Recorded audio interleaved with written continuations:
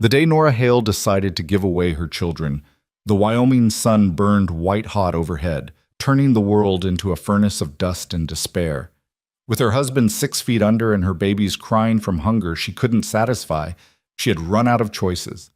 The walk to town would seal their fates. She would hand them to strangers and pray God would forgive her. But destiny, it seemed, had other plans. Sometimes salvation comes riding on a chestnut stallion, wearing a weathered hat and carrying secrets of its own. Stay with me until the end of this story and comment below with your city so I can see how far this tale of hope and heartbreak travels across the world. The earth had forgotten how to breathe. For 3 months, the Wyoming Territory had baked under a sun that showed no mercy, turning fertile soil into powder and green fields into graveyards. The wind that swept across the high plains carried no relief, only more dust, more heat, more reminders that nature had turned her back on the settlers who dared to call this harsh land home. Nora Hale stood in what used to be her garden, her calloused hands hanging limp at her sides, her eyes fixed on the wooden cross that marked her husband's grave. The cross stood crooked. She'd planted it herself, her hand shaking so badly she couldn't get it straight, and now it leaned slightly to the east, as if even in death, Thomas was trying to escape this cursed place. "Mama?" The small voice came from behind her, thin and uncertain. Nora didn't turn around immediately. She couldn't. If she looked at them now, at their hollowed cheeks and 2 large eyes, she would break completely, and she needed to stay strong just a little longer, just until she could walk them into town, just until she could hand them over to someone who could feed them. "Yes, baby?" Her voice came out steadier than she felt. "Is Papa still sleeping?" 7-year-old Samuel had asked that question every day for the past 2 weeks, ever since they'd lowered Thomas into the ground. Each time Nora gave the same answer, the only one a child that young could understand. "Yes, sweetheart. Papa's resting now." "When will he wake up?" This time Nora did turn. Samuel stood in the doorway of their cabin. Calling it a cabin was generous. It was barely more than 4 walls and a roof, but it had been theirs, holding his little sister's hand. Emma was only 4, with blonde curls that had once bounced when she ran, but now hung limp and dull around her thin face. Both children looked at their mother with the kind of trust that made Nora's heart crack a little more. "Come inside," she said softly, "out of the sun." The interior of the cabin offered little relief from the heat. The single room that served as kitchen, parlor, and bedroom trapped the warmth like an oven. Nora had opened both windows, but the air that drifted through was as hot as the air inside, carrying with it the perpetual dust that coated everything, got into everything, became part of everything. A pot sat on the cold stove, containing the last of their water. Nora had been rationing it carefully, giving most of it to the children, but even that was running low. The well had run dry 3 days after Thomas died, as if the earth itself was mourning him. "Mama, I'm hungry," Emma whimpered, pressing her small body against Nora's leg. "I know, sweetheart. I know." Nora moved to the cupboard, a crude wooden box Thomas had built their first year here, when hope was still possible, and opened it.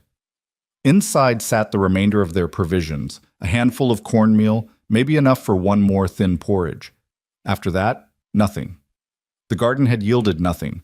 The chickens had stopped laying weeks ago, then died one by one until Nora had buried the last one yesterday. Even if they'd had seed to plant, the ground was too hard, too dry, too dead. She measured out the cornmeal carefully, mixing it with the precious water to make a watery paste that couldn't truthfully be called food. The children ate it without complaint, scraping their wooden bowls clean with their fingers, and Nora pretended to eat her share while actually dividing it between their bowls when they weren't looking. "Tell us a story, Mama," Samuel said when they'd finished, his voice hopeful. "Tell us about the ocean." Stories had been their escape these past terrible months. Nora would tell them about the Atlantic coast where she'd grown up, about waves that rolled in endless and blue, about sand that was soft instead of harsh, about fish so plentiful you could catch them with your hands. She'd tell them about her father's ship, about cities with buildings that touched the sky, about a world so different from this barren wasteland that it seemed like a fairy tale. But today Nora couldn't find the words. Today, the stories felt like lies. "Not today, baby," she said quietly. Today, we need to we need to take a walk. Where are we going? Samuel asked, perking up slightly.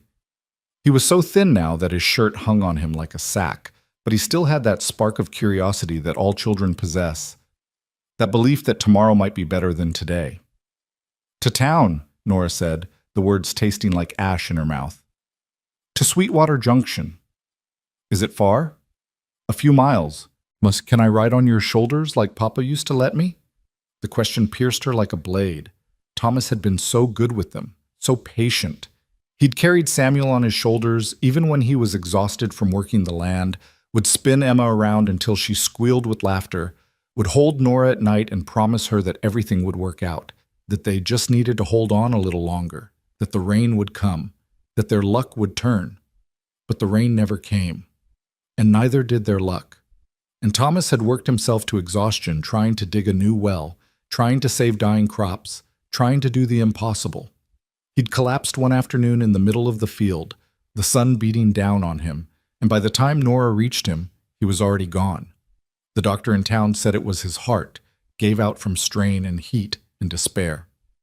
You're getting too big for that, Nora managed to say. You're a big boy now. Papa said that I was big too, Samuel replied proudly. He said that I was the man of the house when he was working. You are, Nora whispered. You're so brave, Samuel.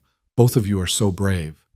She gathered what little they had, an extra dress for Emma, a shirt for Samuel, the small cloth bag that held the few dollars she had left from selling their cow last month. Everything else would stay here, abandoned, another marker of broken dreams in a territory full of them. The walk into town would take about 3 hours in this heat. They'd need to rest frequently. The children's legs were so thin now, so weak, but they had to do it today. Tomorrow would be too late. Tomorrow, they might not have the strength. Why are we bringing our clothes, Mama? Emma asked, her voice small and uncertain. Nora knelt down, taking both children's hands in hers. She'd practiced this moment in her mind 100 times, trying to find the right words, but there were no right words for what she was about to do. Listen to me, both of you, she said, forcing herself to meet their trusting eyes. You know how Papa's in heaven now? They nodded solemnly. Well, Mama needs to make sure you're taken care of while I find us a new place to live, a place with food and water and... Are you leaving us? Samuel's voice cracked, and Nora saw fear flash across his young face, the same fear she'd been trying to keep at bay. No, baby, no, I would never... But she was leaving them, wasn't she? She was walking them into town to hand them over to Reverend Matthews, who would find families to take them in, families who could feed them. And she would... What? Die out here alone? Try to find work somewhere, somehow send for them later? The plan, such as it was, fell apart every time she examined it too closely. Then why do we need our clothes? Because we might need to stay in town for a little while, Nora said, hating herself for the lie. Just until I can find work. I can work too, Samuel said eagerly. Papa taught me to use a hammer. I can build things. The earnestness in his voice nearly broke her resolve. He was 7 years old. He should be playing, learning to read, dreaming about the future. Instead, he was offering to work, to help carry a burden that no child should have to bear. You're wonderful, Nora said, pulling both children into her arms, breathing in the scent of them, dust and sweat, and something indefinably precious. Both of you are so wonderful. I love you more than anything in this world. You know that, don't you? We love you too, Mama, Emma said, her small arms wrapping around Nora's neck. For a long moment, Nora held them, wondering if she could do this, if she could actually go through with it. Maybe there was another way. Maybe if she just held on one more day, one more week, something would change. Maybe... But no, she'd been telling herself maybe for weeks now, watching them get thinner, watching the life drain out of them day by day. Hope wasn't going to feed them. Wishes weren't going to bring the rain. She had to face reality, no matter how much it destroyed her. Come on, she said finally, releasing them and standing up. We need to go while it's still light. They stepped out of the cabin into the brutal afternoon sun. Nora took one last look at the place that had been their home for 3 years. It hadn't been much, but Thomas had built it with his own hands, had carried her over the threshold with such pride, such hope. They were going to build a life here, raise their children, grow old together watching the sunset over the mountains. Instead, she was leaving it all behind: the cabin, the garden grave, the dreams. Everything except the two small hands clasped in hers. The road to Sweetwater Junction stretched out before them, a dusty ribbon cutting through the desolate landscape. On either side, abandoned homesteads dotted the plains. Other families who'd given up, who'd packed what they could and returned east or south or anywhere that promised water and life. The Hales had stayed longer than most, Thomas insisting they could weather the drought, that their luck would turn. Pride had kept them here. Pride was going to cost them everything. They walked slowly, Nora matching her pace to the children's shorter legs. The sun hammered down on them, relentless and unforgiving. Nora had wrapped her shawl around her head and made the children wear their hats, but it provided little protection. The heat was inescapable. After about an hour, they stopped to rest in the meager shade of a dead cottonwood tree. Nora gave the children the last of the water, ignoring her own parched throat. Emma's little face was flushed red from the heat, and Samuel's breathing came too fast, too shallow. "We'll rest here a bit," Nora said, trying to sound cheerful. "Then it's not much farther." "Mama, I don't feel good," Emma whimpered. Panic fluttered in Nora's chest. She pressed her hand against Emma's forehead, hot, but whether from the sun or from fever, she couldn't tell. She'd seen children die out here from the heat, from dehydration, from any number of things that would have been treatable back east, but were deadly in this harsh land. "Just rest, sweetheart," Nora said, pulling Emma into her lap. "Close your eyes for a minute." Samuel leaned against her shoulder, and for a few moments they sat there in the insufficient shade, a small cluster of humanity in an empty world. Nora closed her own eyes and tried to pray, but the words wouldn't come. What could she say to a God who'd let this happen? Who'd taken Thomas and turned the land to dust and left her with this impossible choice? She must have dozed off, because when she opened her eyes again, the sun had shifted lower in the sky, painting everything in shades of amber and rust. Emma was still sleeping in her lap, her breathing steady. Samuel had moved a few feet away and was drawing patterns in the dust with a stick. "Samuel, we need to—" The sound of hoofbeats cut her off. Nora's head snapped up, her body tensing instinctively. Out here, a rider could mean help or danger, and there was no way to know which until it was too late. The figure emerged from the heat shimmer like a mirage. A tall man on a chestnut stallion, riding easy in the saddle with the confidence of someone who'd spent more of his life on horseback than on foot. As he drew closer, Nora could make out more details. A worn hat pulled low against the sun, a dark shirt dusty from travel, a face that was hard to read in the shadows but seemed neither threatening nor friendly, just watchful. The rider slowed as he approached, his horse's hooves kicking up small clouds of dust. When he was about 20 feet away, he stopped completely, sitting still in the saddle as if giving her time to assess him, to decide whether to run or stay. Nora's arm tightened protectively around Emma. Samuel had come to stand beside her, his small hand reaching for hers. "Afternoon, ma'am," the rider said, his voice low and measured. He made no move to dismount, which Nora appreciated, keeping his distance, respecting her space. "You folks all right out here?" Nora lifted her chin, trying to summon some dignity despite their obvious circumstances. A widow and two children sitting under a dead tree in the middle of nowhere, clearly in distress. "We're fine," she said, the lie automatic. "Just resting on our way to town." The rider's gaze swept over them, slowly, assessing, but not in a way that felt invasive. It was the look of someone who knew hardship when he saw it, who'd probably seen plenty of families in circumstances just like theirs. "Sweetwater Junction?" he asked. "Yes?" He nodded slowly, then glanced up at the sun, which was beginning its descent toward the horizon. "Still got a ways to go. Be dark before you make it. Walking." "We'll manage." "Didn't say you wouldn't." He shifted slightly in the saddle, and for the first time Nora could see his face more clearly. He was younger than she'd initially thought, maybe 30 or so, with sun-darkened skin and eyes that were a startling shade of blue-green, like water in a creek bed. There were lines at the corners of those eyes, carved by sun and wind and probably a lot of hard years, but they weren't cruel lines. They were just weathered, worn, the face of someone who'd lived a lot of life. A long moment of silence stretched between them. The horse shifted, and the man reached down to pat its neck, a gentle, automatic gesture. "Name's Caleb Vance," he said finally. "I'm scouting ahead for a cattle drive coming up from Colorado. We'll be passing through here day after tomorrow."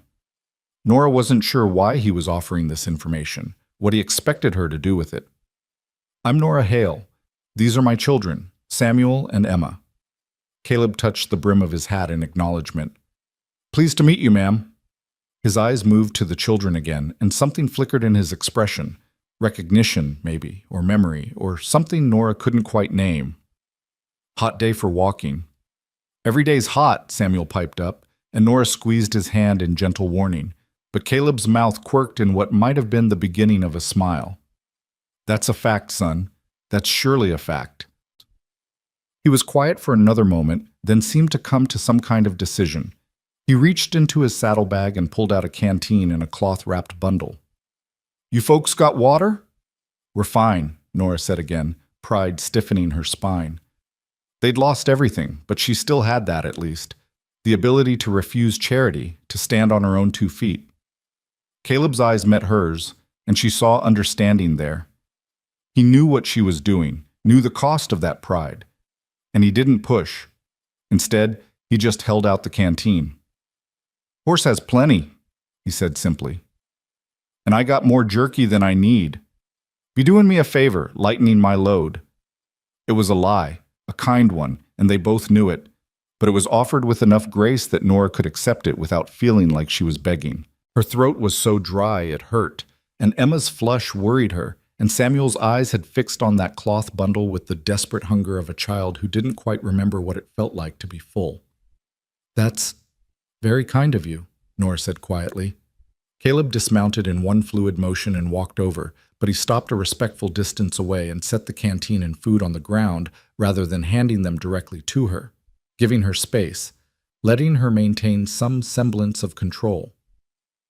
"Much obliged," he said, as if she'd done him a favor instead of the other way around. Then he stepped back, giving them privacy. Nora opened the canteen and gave Emma the first drink, watching anxiously as her daughter swallowed. The water seemed to revive her a bit, bringing some clarity back to her eyes. Samuel drank next, and then Nora allowed herself a few sips. It was the most wonderful thing she'd tasted in weeks. Cool, clean, life-giving water. The jerky was tough and salty, but it was protein, sustenance, and the children tore into it with an enthusiasm that made Nora's heart ache. She forced herself to eat too, knowing she needed her strength for what was coming. Caleb had walked a little distance away, ostensibly checking his horse's hooves, but really, Nora suspected, giving them privacy to eat without feeling watched. When they'd finished, he came back, his movement slow and unthreatening. "Better?" he asked. "Yes, thank you."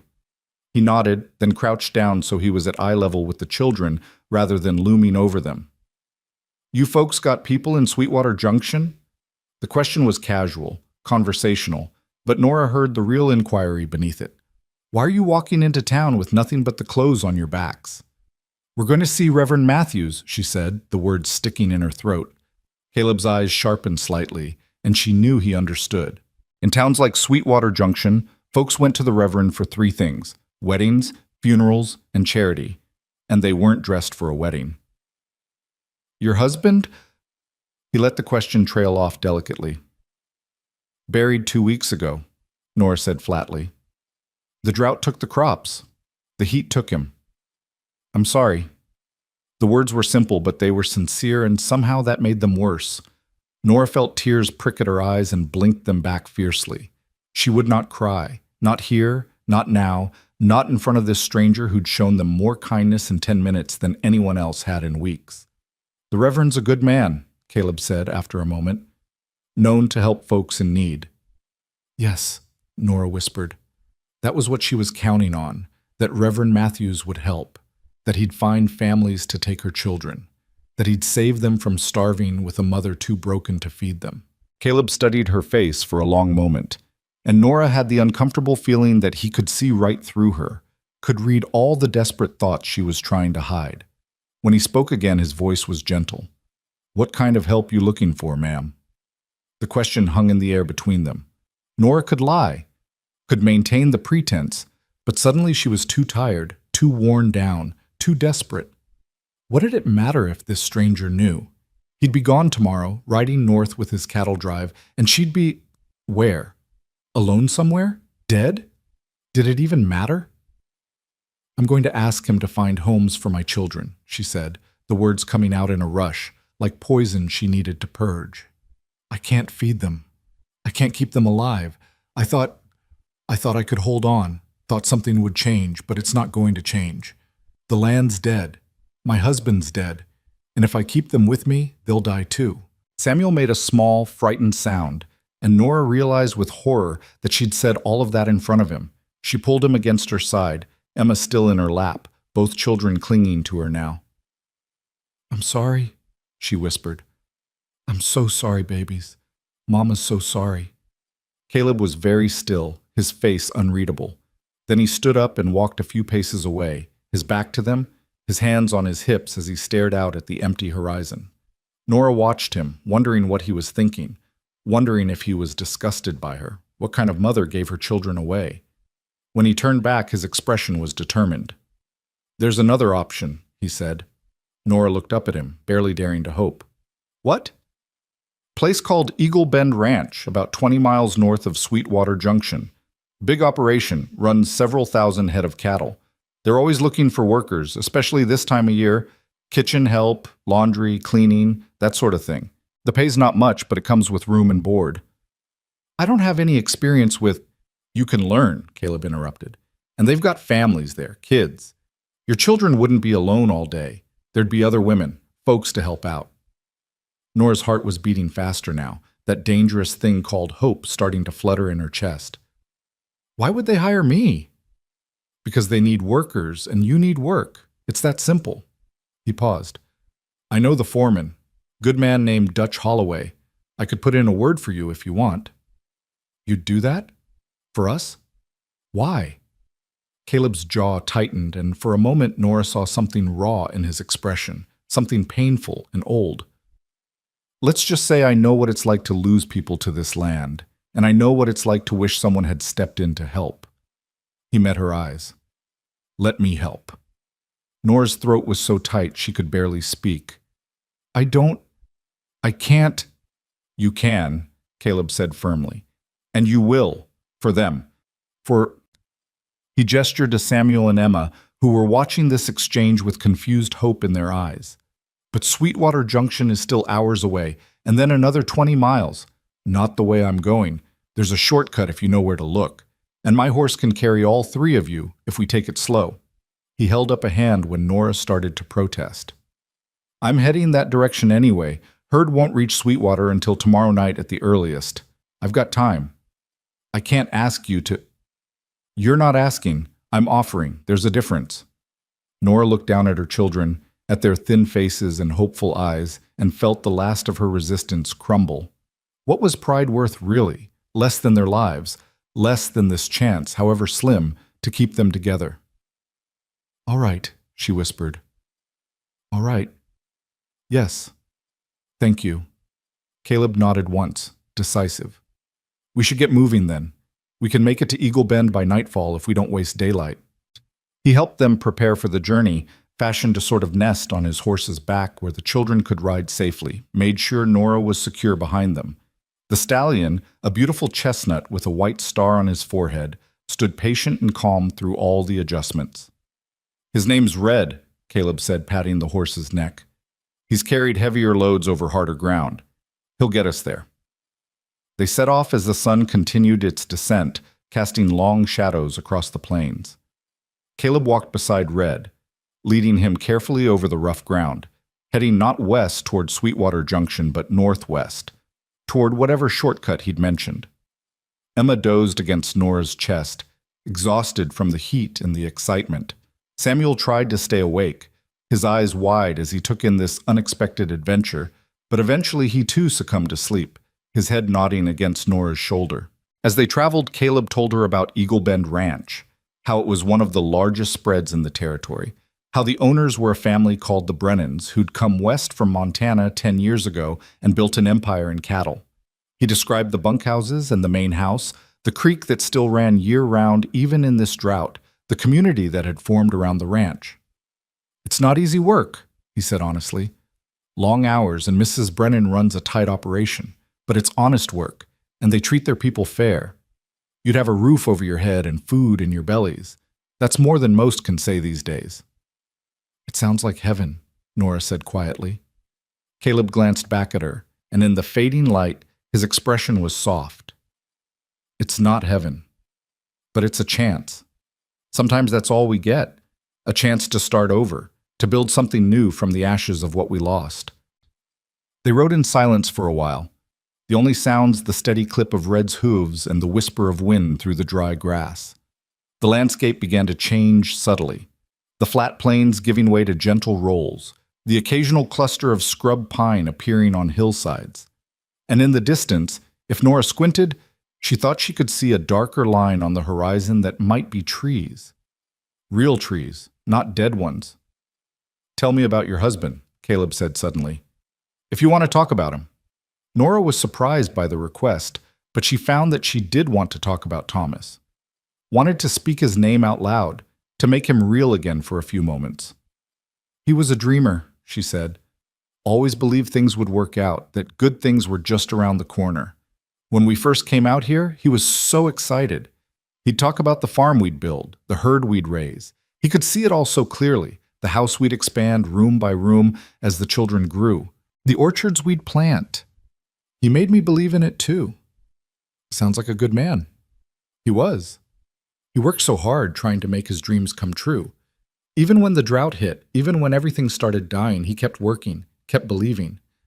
I think," her voice cracked, "I think it killed him, that belief. He worked himself to death trying to save something that couldn't be saved. That wasn't his fault, or yours. Wasn't it?" Nora asked bitterly. "We should have left earlier, when we still had resources. But he was so sure, and I believed him, and now he's dead and we're destitute, and I was about to give away our children." "But you didn't," Caleb said firmly. "You didn't give up. You were trying to save them the only way you knew how. That's not weakness, Mrs. Hale. That's love." Tears were streaming down Nora's face now, silent and hot. "It doesn't feel like love. It feels like failure." "It's not." Caleb stopped walking and turned to look up at her, his expression intense. "Listen to me. I've seen a lot of folks out here break under the weight of this land. I've seen men drink themselves to death, seen women lose their minds, seen children go feral because their parents gave up. You didn't give up. You're still fighting. That matters." "I don't feel like I'm fighting. I feel like I'm drowning." "Then let someone throw you a rope. Let me help you." The sun had set completely now, and stars were beginning to appear in the darkening sky. Thousands of them, more than Nora had ever seen back east, a river of light stretching across the heavens. By their faint glow, she could see Caleb's face, could see the sincerity there, and something else, something that looked like understanding born from his own pain. "Why are you really doing this?" she asked softly. "You don't know us. We're nothing to you." Caleb was quiet for a long moment. When he spoke, his voice was rough with old grief. "I had a sister once, Annie. She was about Emma's age when the drought hit Kansas back in '60. My folks had a farm there, small place, but it was ours.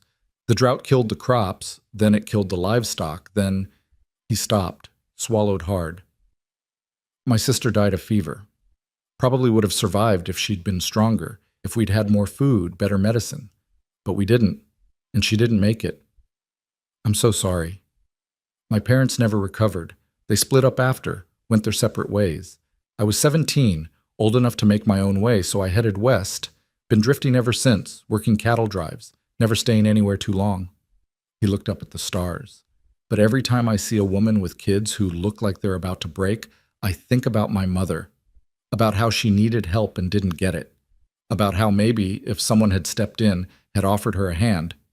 He shook his head. "Can't change the past. But I can help you, and maybe that counts for something." Nora's heart ached for him, for that 17-year-old boy who'd lost his sister, and his family, and his home all at once. "It counts for everything," she whispered. They traveled through the darkness, guided by starlight and Caleb's knowledge of the land. True to his word, he found a shortcut, a narrow trail that wound through a series of shallow canyons, following a dry creek bed that might have been beautiful when it had water, but was now just another testament to the drought's power. Around midnight, they stopped to rest. Caleb made a small fire. Just enough to keep the night chill off, he explained, and gave them more jerky and water from his seemingly bottomless supplies. The children woke briefly to eat, then fell back asleep on a blanket Caleb spread for them. You should rest too, he told Nora. We'll reach Eagle Bend by morning if we leave before dawn. I don't think I can sleep, Nora admitted. Her mind was spinning with possibilities and fears in equal measure. What if the ranch wouldn't hire her? What if she failed at whatever job they gave her? What if this was just delaying the inevitable? Try anyway. You'll need your strength. But Caleb didn't sleep either. He sat across the fire from her, keeping watch, occasionally adding a stick to the flames. In the flickering light, Nora studied his profile, the strong line of his jaw, the way his eyes constantly scanned their surroundings, alert for danger even here in the middle of nowhere. He had the look of a man who'd lived rough and learned to be careful, who'd seen enough hardship to make him cautious, but not cruel. Can I ask you something? Nora said after a while. Caleb glanced at her. Sure. Do you ever stop? Drifting, I mean. Do you ever think about settling down, staying in one place? He was quiet for so long she thought he might not answer. Then he said, Sometimes. But every time I think about it, I remember that farms fail and people die and nothing lasts. Easier to keep moving. That sounds lonely. It is, he admitted, but it's safe. Can't lose what you never have. Can't gain anything either. Caleb's eyes met hers across the fire, and something passed between them, recognition, maybe, of two souls who'd both been damaged by this harsh land in different ways. Him by leaving everything behind, her by holding on too long. Maybe you're right, he said softly. Maybe I've been wrong all these years, thinking that moving was the answer. Maybe the answer is finding something worth staying for. The moment stretched between them, electric and fragile, and then Emma murmured in her sleep and the spell was broken. Caleb looked away first, adding another stick to the fire. You should really try to sleep, he said again. Big day tomorrow. This time, Nora lay down beside her children, pulling them close, feeling their warm bodies against hers. They were alive. They were together. And tomorrow, maybe, just maybe, things would be better. She didn't think she'd be able to sleep, but exhaustion pulled her under within minutes. Her last conscious thought was that for the first time in weeks, she felt something other than despair. She felt hope. And somewhere nearby, Caleb Vance sat watch through the night, a cowboy who'd spent 10 years running from pain, wondering if he'd finally found a reason to stop. Dawn broke over the Wyoming plains in shades of gold and rose, painting the landscape with colors that almost made it look gentle. Almost. Nora woke to the sound of Caleb moving around their small camp, packing up their meager supplies with the quiet efficiency of a man who'd done this 1,000 times before. The fire had been reduced to cold ashes, and the air carried a pre-dawn chill that would burn away within the hour. Emma was still sleeping, curled against Nora's side like a small, trusting animal. Samuel's eyes were open, watching Caleb with the intense curiosity children have when they encounter someone new and interesting. Morning, Caleb said softly when he noticed Nora was awake. We should get moving soon if we want to reach Eagle Bend before the heat sets in. Nora sat up carefully, trying not to wake Emma. Her body ached from sleeping on the hard ground, and her dress was covered in dust, but none of that mattered. What mattered was that her children had made it through another night, and ahead of them lay possibility instead of despair. How far? She asked, her voice rough with sleep. 3, maybe 4 hours if we keep a steady pace. The terrain gets better from here. There's actually some grass in the valleys once we get closer to Eagle Bend Creek. The promise of grass, of water, of life seemed almost impossible after months of watching everything die. Nora helped Emma wake gently, smoothing the tangled blonde curls back from her daughter's face. The little girl's eyes were clearer this morning, the dangerous flush gone from her cheeks. The water and food had helped. Caleb offered them more jerky and the last of his canteen for breakfast. We'll fill up at the creek once we get there, he said. Best water in the territory. Comes down from the mountains, stays cold even in August. They set out as the sun cleared the horizon, following Caleb's lead through terrain that was still harsh but beginning to show signs of life. Small patches of scrub brush clung to rocky outcroppings, and in the distance Nora could see what looked like actual trees, cottonwoods and willows that suggested water somewhere nearby. The children rode on Red again, but this time they were more alert, looking around with interest as the landscape changed. Samuel pointed out a hawk circling overhead, and Emma gasped with delight when they startled a jackrabbit from its hiding place in the sage. "Is the ranch very big?" Samuel asked Caleb, who was walking beside the horse as before, one hand resting lightly on Red's neck. "Biggest in 3 counties," Caleb replied. "Old man Brennan, that's Mr. Brennan, the owner. He started with nothing but a dream and 500 head of cattle back in '63. Now he's running close to 5,000 head, got a dozen hands working year-round, more during branding season." 5,000 cows? Samuel's eyes went wide.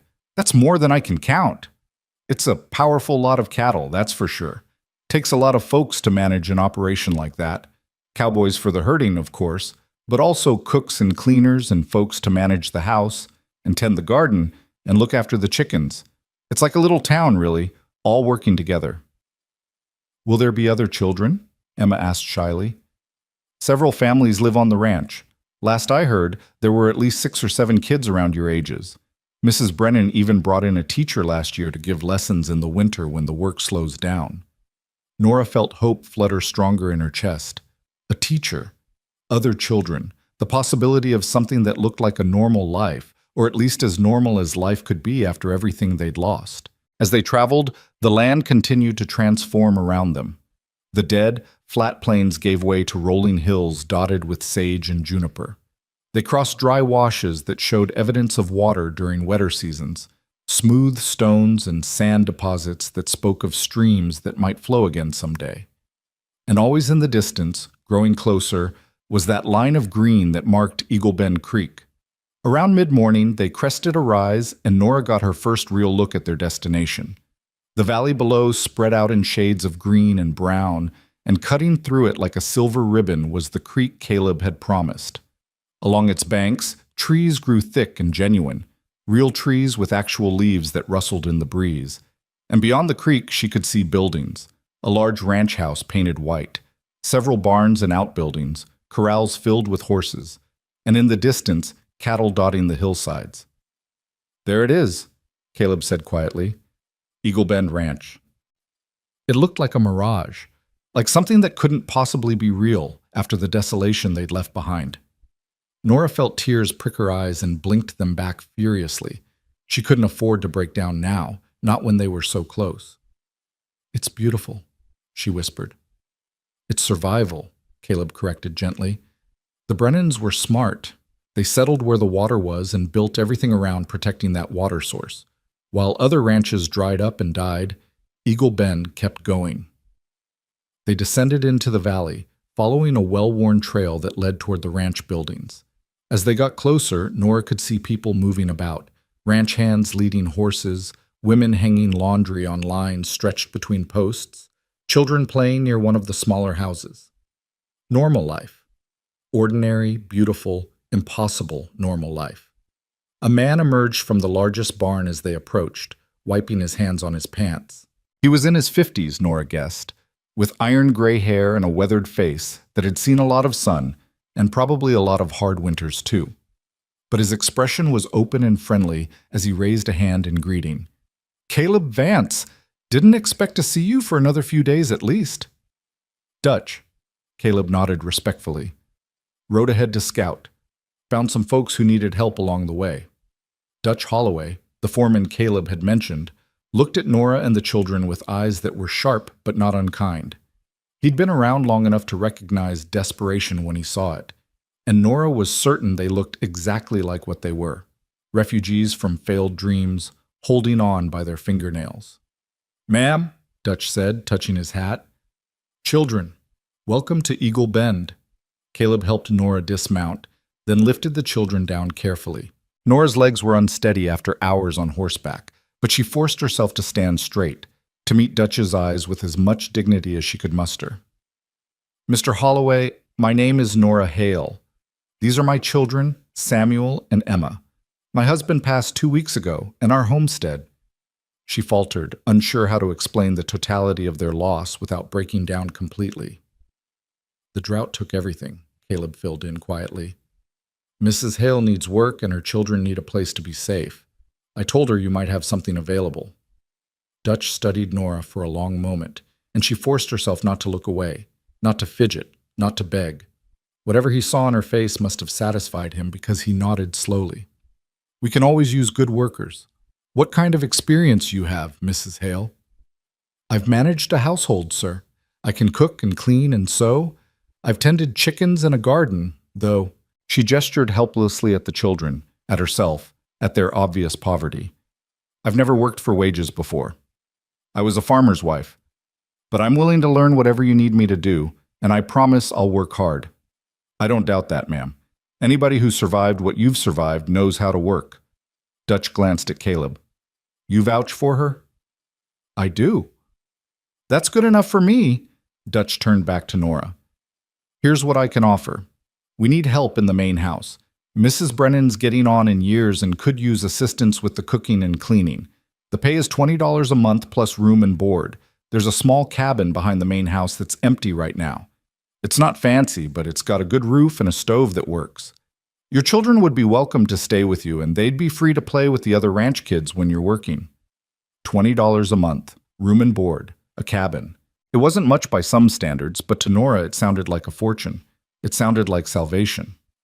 "I accept," she said quickly before he could change his mind. "Thank you, Mr. Holloway.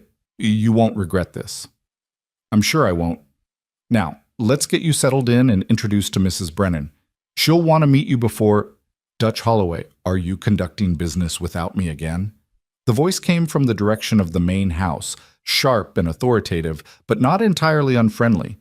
Nora turned to see a woman approaching, tall and angular, with gray hair pulled back in a severe bun and eyes that missed nothing. She wore a simple dress covered by a work apron, and she moved with the brisk efficiency of someone who'd been managing a large household for decades.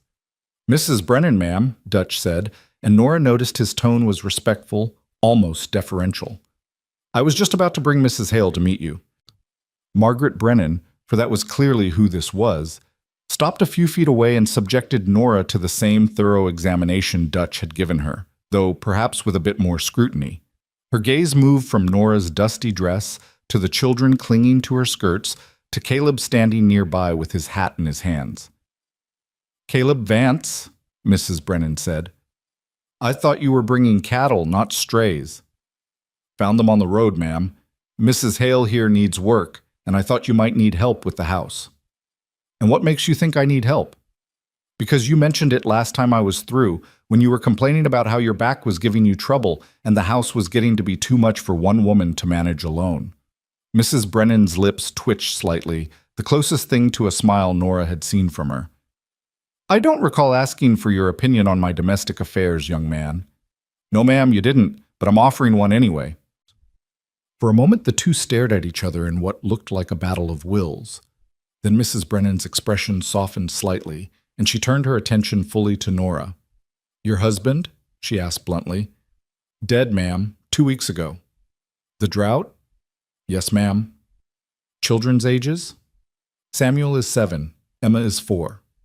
Mrs. Brennan nodded slowly, her eyes moving over the children with something that might have been sympathy, though her expression remained stern. "They look half-starved." "Yes, ma'am." There was no point in denying it. "Can you cook?" "Yes, ma'am." "Clean?" "Yes, ma'am." "Follow instructions without arguing?" "Yes, ma'am." "Work long hours without complaining?" "Yes, ma'am." Mrs. Brennan was quiet for a moment, then she sighed, a long, weary sound that spoke of years of hard work and harder choices. "All right, God knows I could use the help, and those babies need feeding. You'll assist me with the household duties, cooking, cleaning, laundry, whatever needs doing. The work starts at 5 in the morning and ends when it's done, which sometimes isn't until 8 or 9 at night. You'll get Sundays off unless there's special circumstances. The cabin Dutch mentioned is yours, and you'll take your meals in the main house kitchen. Any questions? No, ma'am. Thank you, ma'am. I won't let you down. See that you don't. I don't tolerate laziness or sass, but if you work hard and honest, we'll get along fine. Mrs. Brennan's expression softened slightly as she looked at the children. You two hungry? Samuel and Emma nodded shyly. Come on then. Can't have children going hungry on my ranch. Dutch, show Mrs. Hale to the cabin after I've fed these babies. Caleb, you're welcome to stay for a meal before you head out again. She turned and headed back toward the house, clearly expecting everyone to follow. Nora hesitated for just a moment, then took her children's hands and walked after her, feeling like she was stepping from one world into another, from death into life, from despair into possibility. The main house was larger inside than it had looked from outside, with a spacious kitchen that smelled of fresh bread and coffee and other good things Nora had almost forgotten existed. Mrs. Brennan moved around the space with practiced efficiency, assembling plates of food for the children, thick slices of bread with butter and jam, cold chicken, fresh carrots from a garden that was obviously well tended and well watered. Samuel and Emma ate slowly at first, as if they couldn't quite believe the food was real, but then hunger overcame caution, and they devoured everything put in front of them. Mrs. Brennan watched them with an expression that might have been approval, though with her it was hard to tell. When did they eat last? She asked Nora quietly. Yesterday. Caleb shared his supplies with us on the road. Before that? 2 days? Maybe 3? Nora's voice was barely a whisper. I was rationing what little we had. Mrs. Brennan nodded, not judging, just acknowledging. Well, they won't go hungry here. No child goes hungry on my watch. She poured coffee for the adults, real coffee, strong and hot and perfect, and cut thick slices of bread for them too. Nora ate mechanically, barely tasting the food, though it was delicious, her eyes fixed on her children as they filled their bellies for the first time in days. Across the table, Caleb caught her eye and smiled slightly, and Nora felt something shift in her chest. Gratitude, yes, but something else too. Something that felt dangerous and wonderful at the same time. After the meal, Dutch took them to see the cabin. It was small, just 2 rooms really, one for living and cooking, one for sleeping. But it was clean and solid, with real glass in the windows and a wood stove that looked like it actually worked. After the collapsing wreck they'd left behind, it looked like a palace. Stove draws good, Dutch said, demonstrating. And there's a well just outside that's never gone dry. You'll share it with the Johnsons next door. They've got 3 kids, all close in age to yours. Good folks. It's perfect, Nora said, her voice thick with emotion. Thank you. Thank Caleb. He's the one who brought you here. Dutch nodded to them both and headed back toward the main house, leaving Nora and Caleb standing in the doorway of her new home. The children had already claimed the sleeping room, exclaiming over the real beds, 2 of them with actual mattresses and quilts, and Nora could hear them bouncing experimentally on the springs, their laughter like music she'd thought she'd never hear again. I don't know how to thank you, Nora said to Caleb. You've given us our lives back. You would have found a way. You're stronger than you think. I was about to give my children to strangers. You were trying to save them the only way you knew how. That's not weakness, Nora. That's love. He said her name naturally, as if they were old friends instead of people who'd met less than a day ago, and somehow it felt right. Still, what you did, her voice broke. I'll never forget it. Never. Caleb shifted his weight, looking uncomfortable with her gratitude. Just glad I could help. And hey, it worked out well for everyone. You get a job and a home, the Brennans get a good worker, and I get to feel like I did something worthwhile for once. You do worthwhile things all the time, I'm sure. Moving cattle from one place to another, not exactly saving the world. He smiled, but there was something sad in his eyes. But this, helping you and those kids, maybe this counts for something. They stood there for a moment in comfortable silence, and Nora realized she didn't want him to leave. This man who'd appeared like an answer to a prayer she hadn't known how to pray, who'd shown her and her children more kindness in one day than they'd received in months. She wanted him to stay, wanted to know him better, wanted to understand what had shaped him into someone who would help strangers without expectation of reward. How long will you be gone? She asked. With the cattle drive? Hard to say. We're taking the herd up to Montana, to the railhead at Miles City. If everything goes smooth, maybe 6 weeks. If we hit weather or trouble, could be longer. 6 weeks. It seemed like an eternity. Will you? Nora hesitated, suddenly shy. Will you come back this way? After?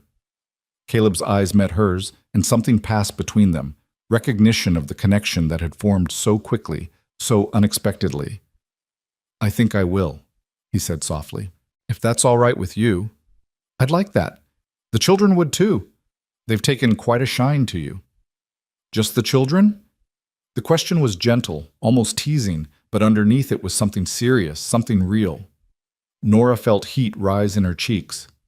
No, she admitted, not just the children. Caleb smiled then, a real smile that transformed his weathered face and made him look younger, less burdened. Good.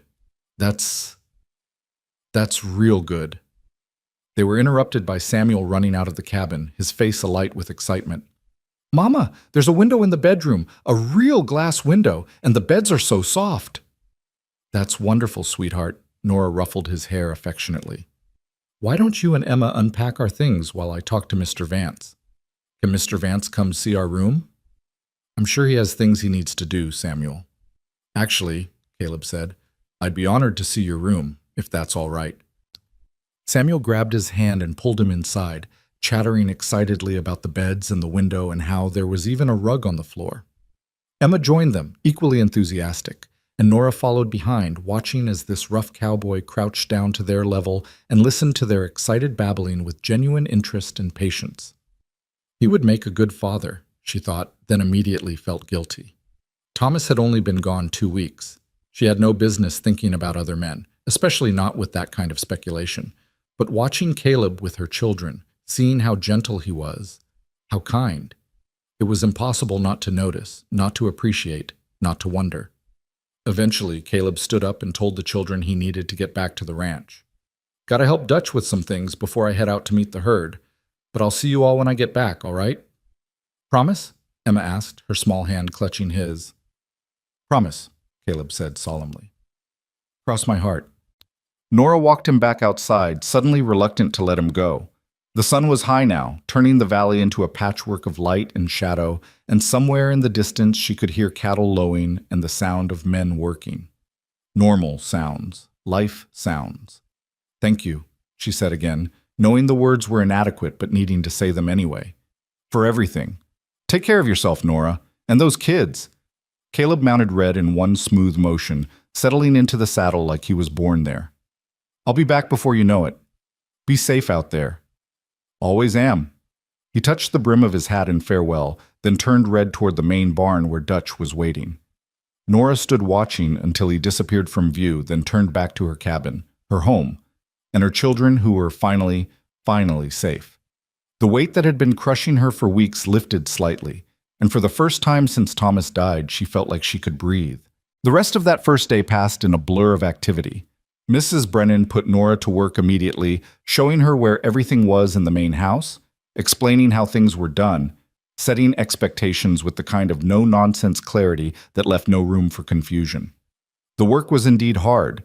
There were meals to prepare for not just the Brennan family, but also for the ranch hands who took their meals in the bunkhouse, laundry that seemed endless, floors that needed scrubbing, bread that needed baking. But it was honest work, productive work, and Nora threw herself into it with a determination born of gratitude and relief. She wouldn't let Mrs. Brennan down. She wouldn't let her children down. She wouldn't let Caleb down, wherever he was now, riding out to meet his cattle drive. The other women on the ranch welcomed her cautiously, but kindly. Mary Johnson, who lived in the cabin next door with her husband and 3 children, brought over a pot of stew that evening and stayed to chat while the children played outside in the fading light. It's good to have another woman nearby, Mary said.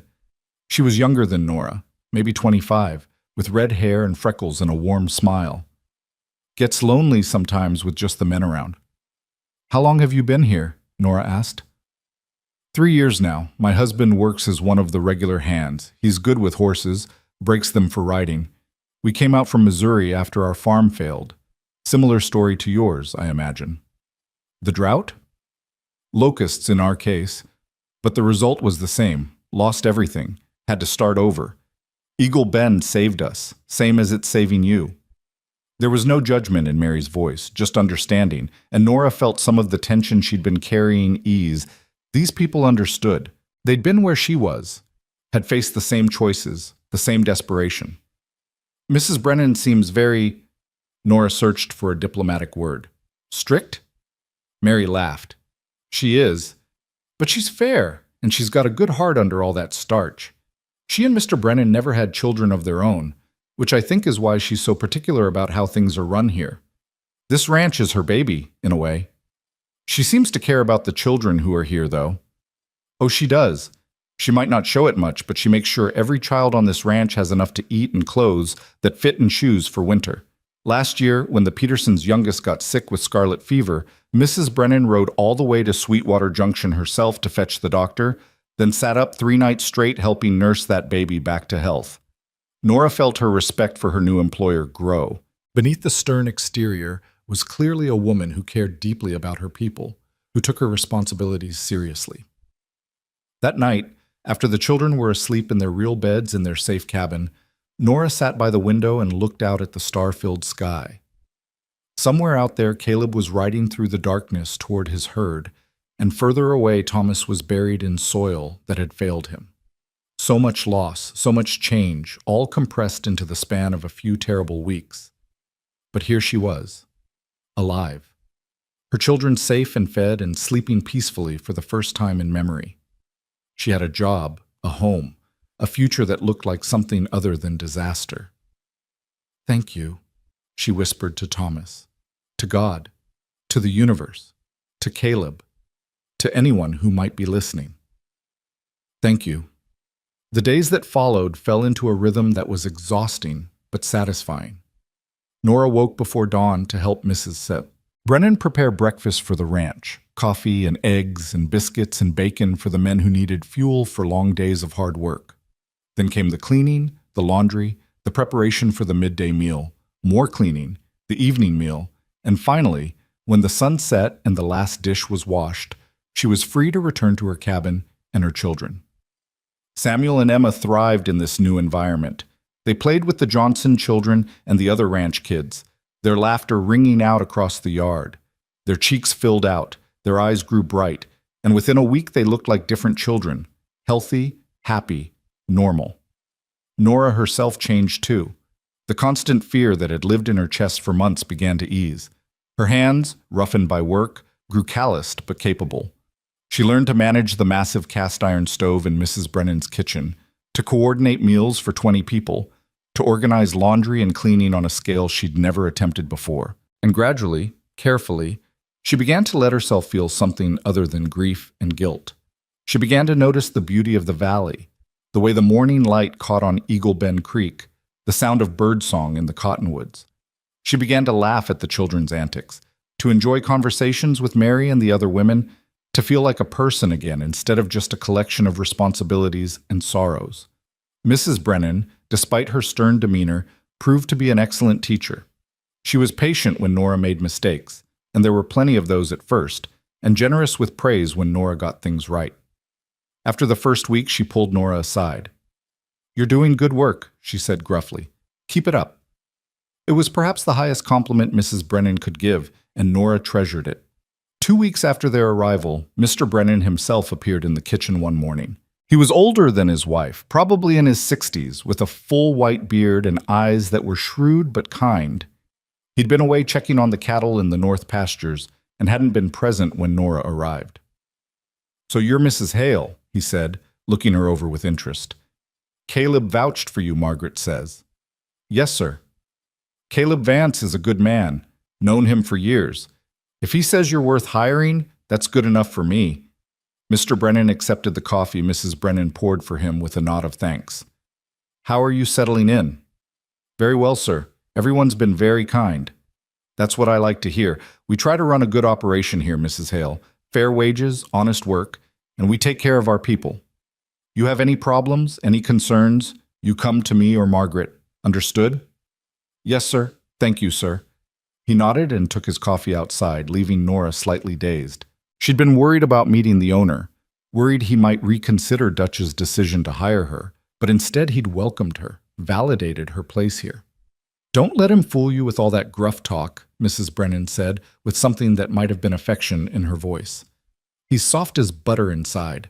Probably would have given you the job even if you couldn't cook a lick, just because you have children who need help." "You're both very kind." "We're practical," Mrs. Brennan corrected. "This land is hard, and surviving it takes everyone working together. That's what we've built here, a community. You're part of that now." Part of a community. Nora hadn't realized how much she'd missed that, how isolated she and Thomas had become on their failing homestead, too proud to ask for help, too stubborn to admit defeat until it was almost too late. The third week brought a letter from Caleb. It was delivered by a rider passing through from the north, and Nora's heart jumped when Dutch handed it to her during the midday meal. "Caleb asked me to make sure you got this," Dutch said with a knowing smile. "Said it was important." Nora waited until that evening when the children were asleep and she had a moment of privacy before opening it. The handwriting was rough but legible, the words economical but warm. "Mrs. Hale," it began, formal even though they'd parted on first-name terms. "I hope this letter finds you and the children well settled at Eagle Bend. The drive is going smooth so far, though we had some trouble with wolves 2 nights ago. Lost a calf, but saved the rest. Weather has been cooperative, which is a mercy. We should make Montana in good time. I find myself thinking about you and Samuel and Emma often, hoping you're doing all right, hoping the work isn't too hard. Dutch wrote to say you're fitting in well, which pleases me more than I can say. I know we haven't known each other long, but I want you to know that helping you was the best thing I've done in a long time. Maybe the best thing I've ever done. I'm looking forward to seeing you again when I get back. Until then, take care. Yours, Caleb Vance." Nora read the letter 3 times, her heart doing complicated things in her chest. The formality of the opening contrasted with the warmth of the content, and that last word, yours, made her feel things she had no business feeling. She wrote back immediately, describing their life at the ranch, the children's happiness, her gratitude for everything he'd done. She kept it proper, appropriate, but she ended with, "We miss you and look forward to your return." It was forward, perhaps too forward for a widow of barely a month, but Nora was tired of pretending she didn't feel what she felt. Life was too short, too uncertain. Thomas would have understood. Thomas, who'd loved boldly and dreamed big and taken chances, would have wanted her to be happy, to find joy again, to live. The letters became regular after that, one every week or so, carried by riders or mail coaches or anyone heading in the right direction. Caleb wrote about the drive, about the men he worked with, about the land they traveled through. Nora wrote about the ranch, about the children's adventures, about the satisfaction of hard work well done. And gradually, carefully, they wrote about other things too, their hopes, their fears, their pasts. Caleb wrote about his sister, about the family he'd lost, about the loneliness of drifting. Nora wrote about Thomas, about the grief that was slowly becoming something she could carry instead of something that crushed her, about the guilt of finding happiness again so soon after loss. "It's not a betrayal to live," Caleb wrote in one letter. "Your husband would want you to be happy. I never met him, but any man who loved you enough to build you a life, even if it failed, was a man who wanted the best for you. Honor his memory by living well." The words gave Nora permission to feel what she was feeling, to acknowledge the growing attachment between her and this cowboy who'd saved her family. It wasn't love, not yet. It was too soon for that, too complicated. But it was something real and warm and worth nurturing. 5 weeks after Caleb left, a late summer storm rolled through the valley. It wasn't much as storms go, just thunder and lightning and an hour of hard rain, but it was the first significant precipitation the region had seen in months. Nora stood in the doorway of her cabin with her children pressed against her sides, watching the rain hammer down, breathing in the smell of wet earth, and feeling something like joy. "Papa would have loved this," Samuel said softly. "Yes," Nora agreed, tears mixing with the rain on her face. "Yes, he would have. But she was thinking of Caleb too, wondering if the rain was falling wherever he was, hoping it meant the drought was finally breaking, hoping it meant better times ahead for everyone who'd survived this terrible year. The next morning dawned clear and clean, the world washed fresh. And that afternoon, a rider appeared on the horizon, leading a massive herd of cattle toward Eagle Bend Ranch. The drive had returned early. Caleb was coming home. Nora was kneading bread dough in the main house kitchen when she heard the commotion outside. The steady rhythm of her hands faltered as shouts rang out across the ranch yard, followed by the unmistakable sound of cattle lowing and hooves thundering against packed earth. Mrs. Brennan looked up from the vegetables she was chopping, her expression sharp with interest. "Sounds like the drive's back," she said. "They're early. Must have made good time." Nora's heart kicked hard against her ribs. She wiped her flour-covered hands on her apron, trying to appear calm, even as everything inside her lurched toward the windows. 6 weeks. It had been 6 weeks since she'd seen Caleb's face, heard his voice in person rather than through carefully written words on paper. 6 weeks of wondering if what she felt was real or just gratitude magnified by loneliness. "Go on," Mrs. Brennan said, not unkindly. "Take a few minutes. The bread can wait." "I shouldn't." "Nora Hale, I've been watching you check that horizon every day for the past week, like a sailor's wife waiting for a ship. Go see if your cowboy made it back in one piece. Just don't take too long about it." Heat flooded Nora's cheeks at the knowing look in Mrs. Brennan's eyes, but she didn't deny it. There was no point. Everyone on the ranch had noticed the letters, the way Nora's face lit up when they arrived, the care with which she composed her responses. Privacy was impossible in a place like this, where everyone knew everyone else's business. She stepped out onto the porch, shading her eyes against the afternoon sun. The scene before her was controlled chaos, hundreds of cattle streaming into the holding pens, cowboys on horseback working in practiced coordination to guide the herd, dust rising in great clouds that turned the air hazy and golden. Through it all, she searched for one particular rider, one familiar silhouette. "Mama!" Samuel came running from the direction of the corrals, his face flushed with excitement.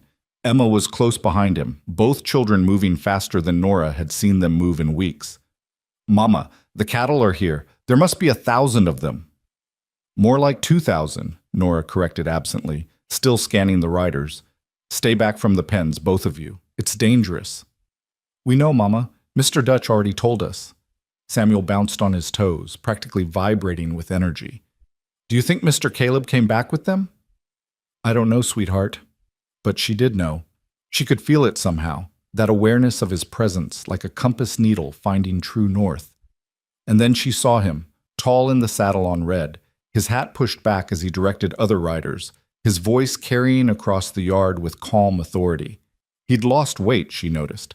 His face was leaner, more weathered, and there was a healing cut across his left cheekbone that hadn't been mentioned in his letters. But he was here, whole and safe, and the relief that flooded through her was almost overwhelming. As if sensing her gaze, Caleb turned his head. Even across the distance, even through the dust and confusion, their eyes met and held. Something passed between them in that moment, recognition, joy, something deeper that neither of them had quite put words to yet. Caleb's face broke into a smile, genuine and unguarded, and Nora found herself smiling back with equal warmth. He said something to the rider next to him, handed off whatever task he'd been managing, and guided Red toward the main house.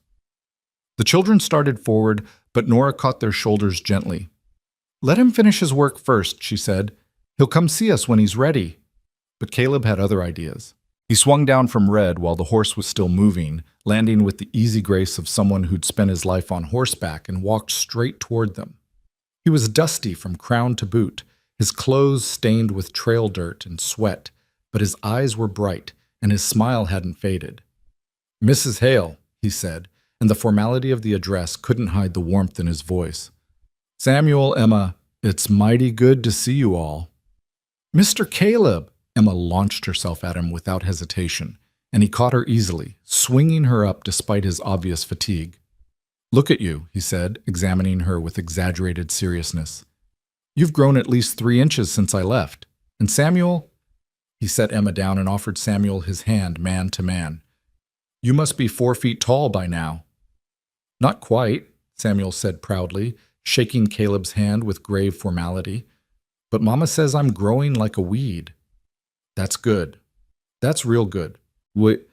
Caleb's eyes moved to Nora, and she saw the question there, the concern. "And how are you, ma'am? Letters said you were doing well, but I wanted to see for myself."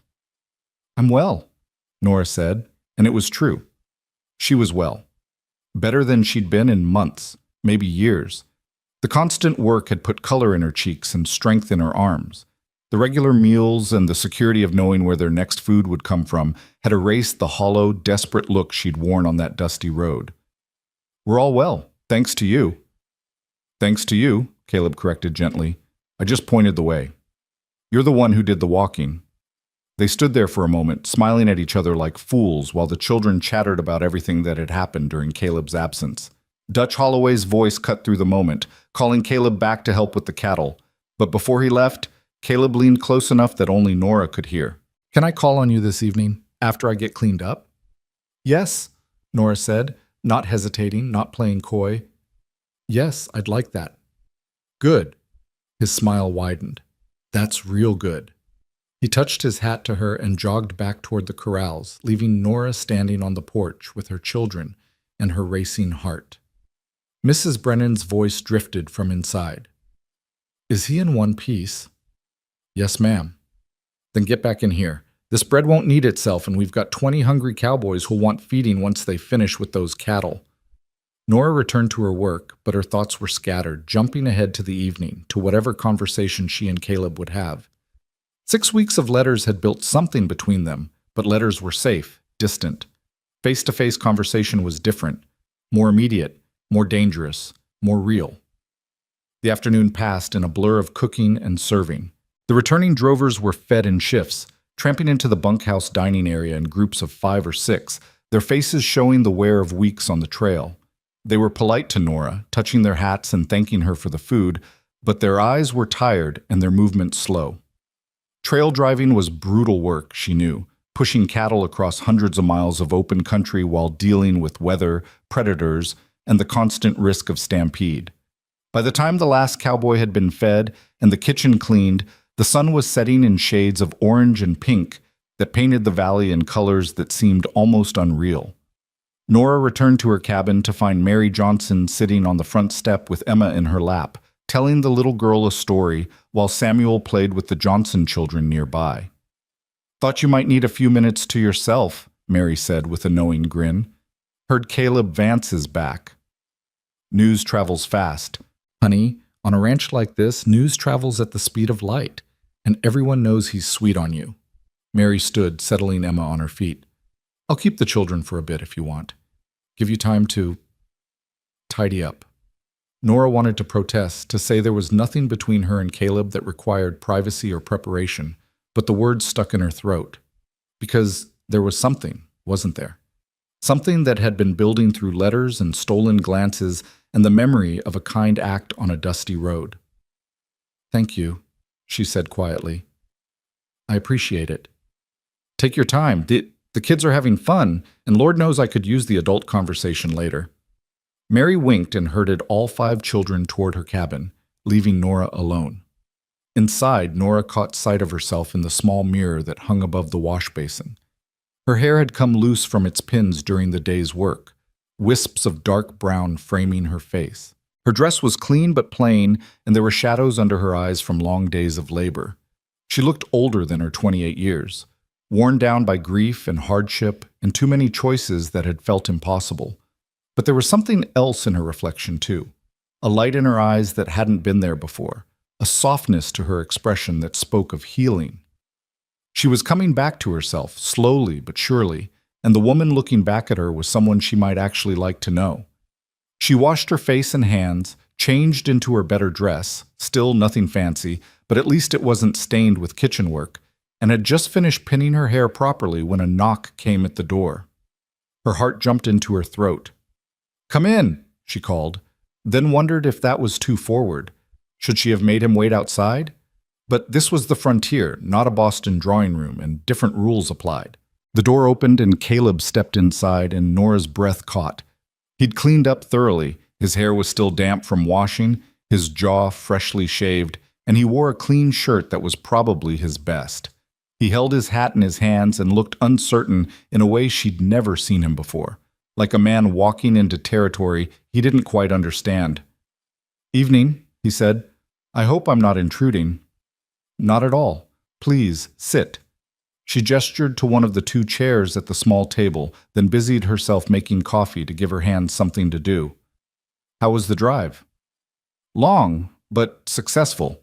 Got the herd to Miles City with minimal losses, got paid fair, and made it back without incident. Can't ask for much more than that." "You have a cut on your face." The words came out before Nora could stop them, more intimate than she'd intended. Caleb's hand went to his cheekbone reflexively. "Had a run-in with a low branch one night when I was chasing down a stray. Nothing serious." "Does it hurt?" "Not anymore." His eyes were soft on her face. "Nora, I got your letters," she interrupted, then felt foolish. Of course he knew she'd gotten his letters. She'd responded to every single one. "I mean, they meant a great deal to me. All of them. They meant a lot to me too, writing to you, knowing you were here, safe." He paused, seeming to search for words. "It gave me something to look forward to, someone to come back to." The air between them felt charged, heavy with things unsaid. Nora poured the coffee with shaking hands and set a cup in front of him, then took the other chair, separated from him by 2 feet of table but feeling much closer than that. "Caleb, I need to say something, and I don't know quite how to say it properly. Just say it straight. I'm not a fancy man. I appreciate plain speaking." Nora took a breath. "My husband's been dead less than 2 months. By any proper standard, I should still be in mourning. I should be wearing black and avoiding male company, and definitely not feeling—" She faltered, courage failing her. "Feeling what?" Caleb asked gently. "Feeling the way I feel about you," she finished in a rush. "It's too soon. I know it's too soon. People would say I'm disrespecting Thomas's memory, that I'm being improper, that I should wait at least a year before even thinking about—" She stopped, horrified at how much she'd revealed. Caleb was quiet for a long moment, his coffee cooling between his hands. When he spoke, his voice was careful, measured. "What do you think Thomas would say? If he could speak to you now, what would he want for you?" Nora felt tears prick her eyes. "He'd want me to be happy. He'd want the children to be safe and cared for. He'd want—" Her voice broke. "He'd want me to live." "Then live," Caleb said simply.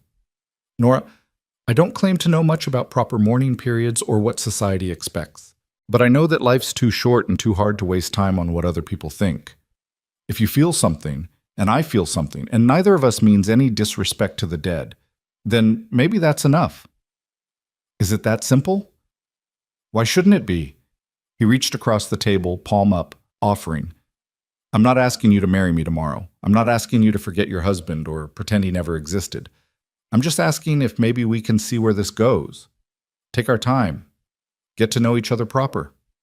Nora looked at his outstretched hand, calloused from years of hard work, scarred from a life lived outdoors, strong and steady and real. She thought about Thomas, about the love they'd shared and the life they'd tried to build.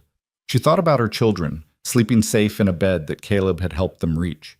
She thought about the future, about the possibility of something more than just survival. Then she reached out and placed her hand in his. "I'd like that," she whispered. Caleb's fingers closed around hers, warm and gentle, and the smile that spread across his face was like sunrise. "So would I." They sat like that for a while, hands joined across the table, not speaking, just being together in the quiet of the evening. Outside, the sounds of the ranch settling in for the night drifted through the windows, horses nickering in the corrals, men's voices calling good night to each other, the distant lowing of cattle. Normal sounds, life sounds. "Tell me about the drive," Nora said eventually. "Your letters mentioned some of it, but I want to hear it all. I want to know what you've been doing, where you've been." So Caleb told her. He talked about the long days in the saddle, about nights spent under stars so thick they looked like spilled milk across the sky. He described the river crossings, the tension of watching for wolves and rustlers, the camaraderie among the drovers who became like brothers during the weeks on the trail. He told her about Montana, about Miles City with its railroad and its rougher element, about the satisfaction of delivering the herd intact and collecting payment for a job well done. And Nora talked too, telling him things she hadn't written in the letters, about how strange it felt to be part of a community again after being so isolated, about the satisfaction of learning new skills from Mrs. Brennan, about the way the children had blossomed with regular food and companionship, about the guilt that still crept in sometimes, the feeling that she had no right to be happy when Thomas was dead. Guilt's a heavy thing to carry, Caleb said. I know something about that. Still feel guilty about my sister, about not being able to save her. But holding on to it doesn't bring them back, and it doesn't honor them either. Best we can do is live well, love hard, and try to be the kind of people they'd be proud of. Is that what you're doing? Living well? Caleb considered the question seriously. I'm trying. Spent 10 years running from everything, from pain, from connection, from the possibility of losing people I care about. But running doesn't solve anything. It just makes you tired and alone. He squeezed her hand gently. Meeting you, helping you, and the kids. It made me realize I was tired of running, made me want to find a reason to stay put for once. What if that reason disappoints you? What if it doesn't? He smiled. Nora, I'm not expecting perfection. I'm not expecting you to have it all figured out. I'm just expecting honesty, and maybe a chance, that's all. A knock at the door interrupted them, and they pulled their hands apart guiltily. Mary's voice called from outside. Nora? Children are getting sleepy. Thought you might want them back. Yes, thank you. Nora stood quickly, smoothing her dress, suddenly nervous about Mary seeing Caleb there, even though there was nothing improper about two adults having a conversation. The door opened and the children tumbled in, exhausted and happy from playing. They lit up when they saw Caleb, immediately climbing into his lap without invitation, chattering about their day. He took it in stride, listening to their excited stories with genuine interest, asking questions, laughing at their jokes. Mary stood in the doorway, taking in the scene with knowing eyes. She caught Nora's gaze and winked, then left without comment, tactful in a way Nora appreciated. I should go, Caleb said eventually, gently extracting himself from the children's grasp. Let you get these two to bed. But Nora, may I call on you again? Tomorrow, maybe? I'd like that. Good. He stood, settling his hat on his head. To Samuel and Emma, he said, You two be good for your mama. Here, I'll come see you again soon. Will you teach me to ride? Samuel asked eagerly. Like a real cowboy? If your mama says it's all right, I'd be happy to. Can he, Mama? Please? Nora looked at her son's eager face, at the hope shining in his eyes, and felt her heart expand. This was what Thomas would have wanted, for their children to grow and learn and experience joy, for them to have positive male figures in their lives who could teach them and guide them. We'll see, she said, which was not a no, and Samuel whooped with excitement. After Caleb left, Nora got the children ready for bed, listening to their enthusiastic recap of the day. They loved Caleb, she realized. They'd bonded with him quickly and completely, seeing in him something they desperately needed: safety, strength, kindness. A father figure. The thought should have worried her, should have made her pull back, but instead it just felt right. Natural. Like pieces of a puzzle sliding into place. That night, after the children were asleep, Nora sat by the window and watched the stars. Somewhere in the bunkhouse, Caleb was probably doing the same. Thinking about her the way she was thinking about him. Planning a future that was still uncertain but felt possible in a way nothing had felt possible for a long time. The next morning brought more work. There was always more work. But Nora found herself humming as she prepared breakfast, earning a raised eyebrow from Mrs. Brennan. Someone's in a good mood. It's a beautiful morning. It's the same morning as yesterday, just with fewer cattle making noise. Mrs. Brennan set out the flour for biscuits. But I suppose when a certain cowboy comes back after 6 weeks away, mornings do tend to look prettier. Mrs. Brennan, don't Mrs. Brennan me, girl. I've got eyes. So does everyone else on this ranch. That man's been pining for you since he left, and you've been doing the same. It's too soon, Nora said quietly. Thomas has only been gone. Life doesn't wait for proper mourning periods, especially not out here. Mrs. Brennan's voice was firm, but not unkind. I've buried more people than I care to count. Friends, neighbors, people I loved. And I've learned that when something good comes along, you don't turn it away just because the timing isn't perfect. You grab hold of it, and you thank God for the blessing. But what will people say? People will say whatever they're going to say regardless of what you do. Question is, can you live with yourself if you let a good man slip away because you're worried about appearances? Nora had no answer to that, so she threw herself into her work, trying not to think about Caleb, about possibilities, about the future. But it was impossible not to notice when he appeared mid-morning, leading Red and a smaller paint horse toward the cabin area. Samuel saw him first and came running, Emma close behind. "Did you bring that horse for me?" Samuel asked breathlessly. "Not just for you," Caleb said. "Thought maybe Emma might like to learn too, and your mama, if she's interested." Nora, watching from the kitchen window, saw Samuel's face light up with pure joy. When was the last time she'd seen him look like that? Months, at least. Maybe longer. The drought and the dying and the grief had stolen so much from them, but here was Caleb, casually giving it back. Mrs. Brennan appeared at her shoulder. "Well, are you going to stand here watching, or are you going to go out there?" "I have work. Work will keep. That man and those smiles on your children's faces won't wait forever. Go on. Take an hour. I'll manage." So Nora went, untying her apron and walking out into the bright morning. Caleb looked up as she approached, and the warmth in his eyes made her breath catch. "Morning," he said. "I thought maybe you'd all like to learn to ride properly. Samuel mentioned it last night, and I figured Emma might enjoy it too." "That's very thoughtful of you." "It's practical," Caleb countered. "Living on a ranch, it helps to know how to handle a horse. Besides, the paint here, her name's Clover, she's gentle as a lamb, perfect for learning." He spent the next hour teaching the children the basics: how to approach a horse, how to read its body language, how to sit in the saddle. He was patient and thorough, never rushing them, always encouraging. And when Samuel finally sat in the saddle for the first time, his small hands gripping the pommel with white-knuckled intensity, the pride on Caleb's face was unmistakable. "That's it," he said. "You're a natural, son. Just relax and let Clover do the work." Nora watched, her heart so full it ached. This was what family looked like, what happiness looked like, what the future could look like if she was brave enough to reach for it. When it was Emma's turn, Caleb lifted her into the saddle with infinite care, keeping one hand on her back to make sure she felt secure. The little girl's initial fear melted into delight as Clover took a few slow steps forward, and her laughter rang out across the yard like bells. "Your turn," Caleb said to Nora when Emma's lesson was done. "Oh, I don't need—" "Everyone needs to know how to ride. Come on. I promise I won't let you fall." So Nora found herself in the saddle for the first time in years, Caleb's hand steady on her back, his voice low and encouraging as he guided her through the basics. She felt foolish and awkward and entirely too aware of his proximity, but she also felt alive in a way she hadn't in months. The hour passed too quickly.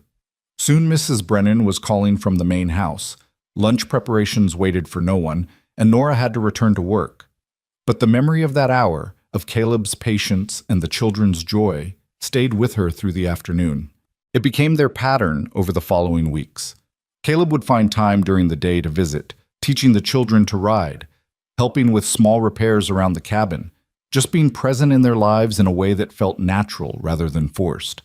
And in the evenings, after the children were asleep, he and Nora would sit and talk, slowly learning each other's stories, each other's hearts.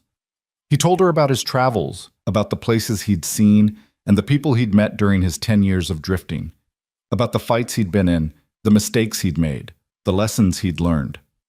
He was honest about his past, about drinking too much after his sister died, about the woman in Kansas he'd almost married before fear made him run, about the loneliness that had become so familiar he'd stopped noticing it until she came along.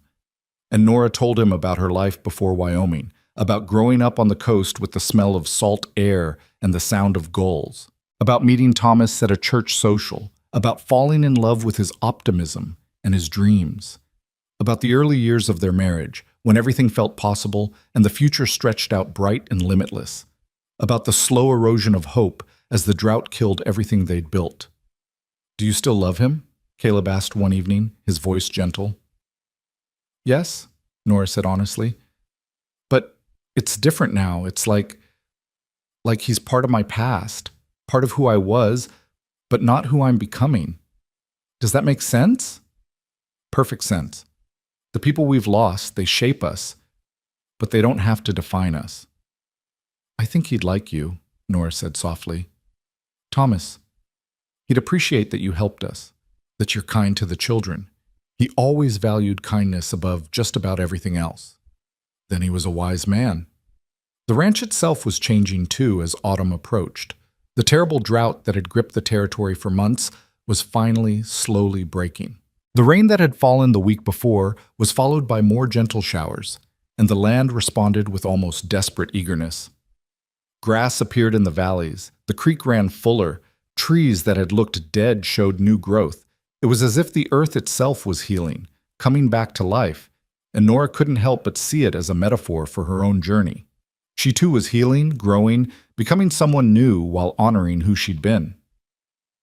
6 weeks after Caleb's return, Mr. Brennan made an announcement at dinner. The ranch needed a permanent horse trainer, someone to break and train the remuda and handle the breeding program. The pay was good, and it came with a cabin, one of the nicer ones, closer to the main house. I'm offering it to you, Caleb, Mr. Brennan said. You've got the skill and the temperament. Job's yours if you want it. The room went silent. Every eye turned to Caleb, waiting for his answer. Nora's heart hammered in her chest. A permanent position meant staying. It meant putting down roots. It meant committing to this place, these people, to her. Caleb's eyes found Nora's across the room. In them she saw the question, the uncertainty, the hope, and she smiled, just a small curve of her lips, but enough. Enough to tell him what her answer would be if he stayed. Enough to give him permission to choose the life he wanted rather than the life fear dictated. I accept, Caleb said, turning back to Mr. Brennan. Thank you, sir. I'd be honored. The room erupted in congratulations and backslapping, but Nora barely heard it. All she could see was Caleb's face, the relief and joy written there, the way his eyes kept finding hers, as if needing confirmation that this was real, that she was real, that the possibility between them was worth the risk of staying. That evening, when Caleb came to call, he found Nora sitting outside the cabin, watching the sunset paint the valley in shades of gold and crimson. He sat beside her, close enough that their shoulders touched, and for a long moment they just existed together in comfortable silence. I'm staying, he said finally. I know you probably figured that out, but I wanted to say it plain. I'm staying, Nora. For the job, yes, but also for you. For Samuel and Emma. For the possibility of building something real here. I'm glad, Nora whispered. I'm so glad, Caleb. He took her hand, lacing his fingers through hers, and they sat like that as the sun sank below the horizon and the stars began to emerge. And for the first time since Thomas died, Nora let herself imagine a future that included love, partnership, family. A future that honored the past without being trapped by it. I'm not asking for anything to happen quickly, Caleb said. I know you need time. But I want you to know that when you're ready, if you're ever ready, I'll be here. Waiting, hoping, building a life that could be ours if you want it. Nora turned to face him, and in the twilight his face was soft with emotion. I want it, she said. Maybe not today, maybe not tomorrow, but someday. I want to see where this leads. I want to take the chance. That's all I needed to hear. He leaned forward slowly, giving her time to pull away, but Nora didn't move. His lips brushed hers, gentle and tentative, a question more than a demand. She answered by leaning into the kiss, her free hand coming up to rest against his chest where she could feel his heart beating strong and sure. It was nothing like kissing Thomas had been. It was new and different and entirely its own thing. Not better or worse, just different. The beginning of something rather than the continuation of what had been. When they pulled apart, both slightly breathless, Caleb rested his forehead against hers. I'm going to court you proper, he said. Do this right. Give you time to grieve and heal and be sure. And when you're ready, if you're ready, I'm going to ask you to marry me, just so you know. So there's no confusion about my intentions. Nora laughed, the sound surprising her with its lightness. I appreciate the warning. Fair is fair. He stood, pulling her up with him. Now I should go before your reputation suffers any more than it probably already has. But I'll see you tomorrow? Tomorrow, Nora agreed. And the day after that. and the day after that. I'm counting on it.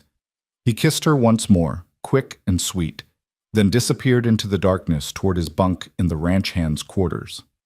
Nora stood watching until she couldn't see him anymore, then went inside to her children, her home, her new life. The future was uncertain. There would be hard days ahead, moments of doubt, times when grief crept back in.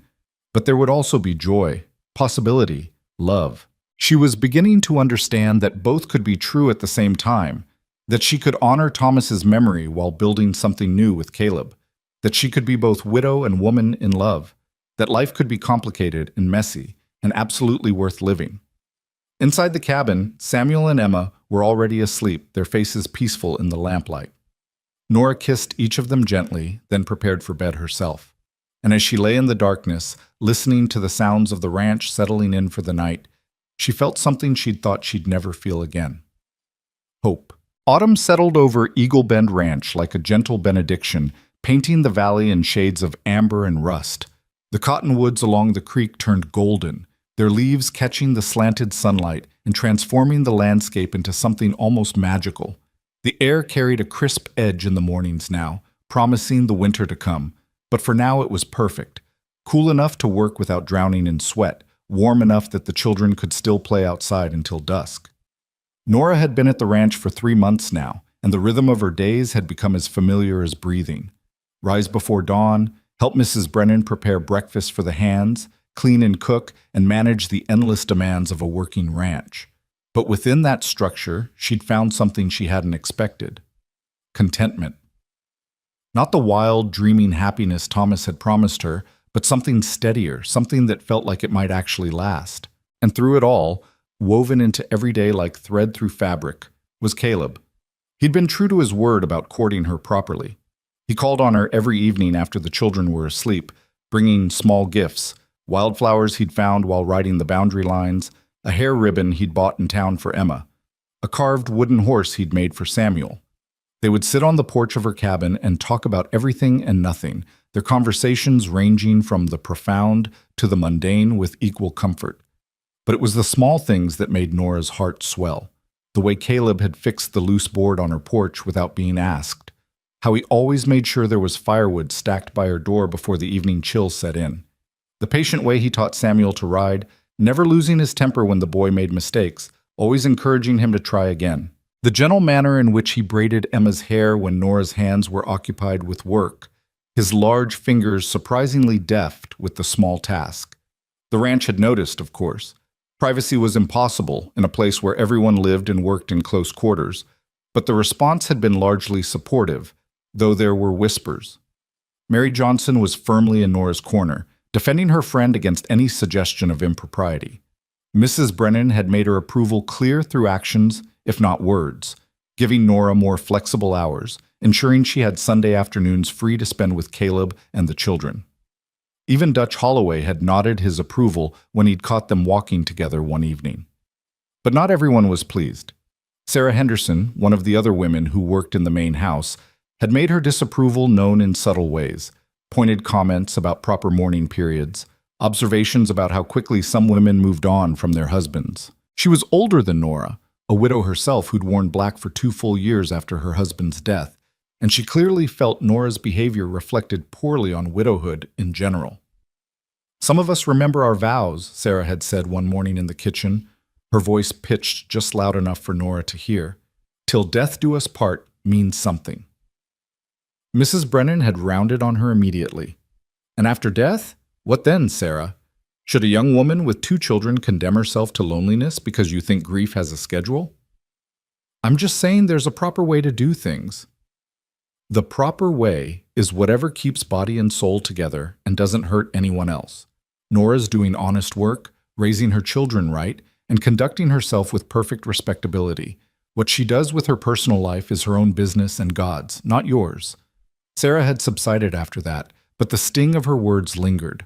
That evening, when Caleb came to call, Nora was quieter than usual, her mind troubled. "What's wrong?" Caleb asked after a few minutes of stilted conversation. "You seem 1,000 miles away." "Do you think we're moving too fast?" The question burst out of her before she could stop it. "Be honest with me, Caleb. Is what we're doing wrong?" He was quiet for a long moment, his expression thoughtful in the lamplight spilling from the cabin window.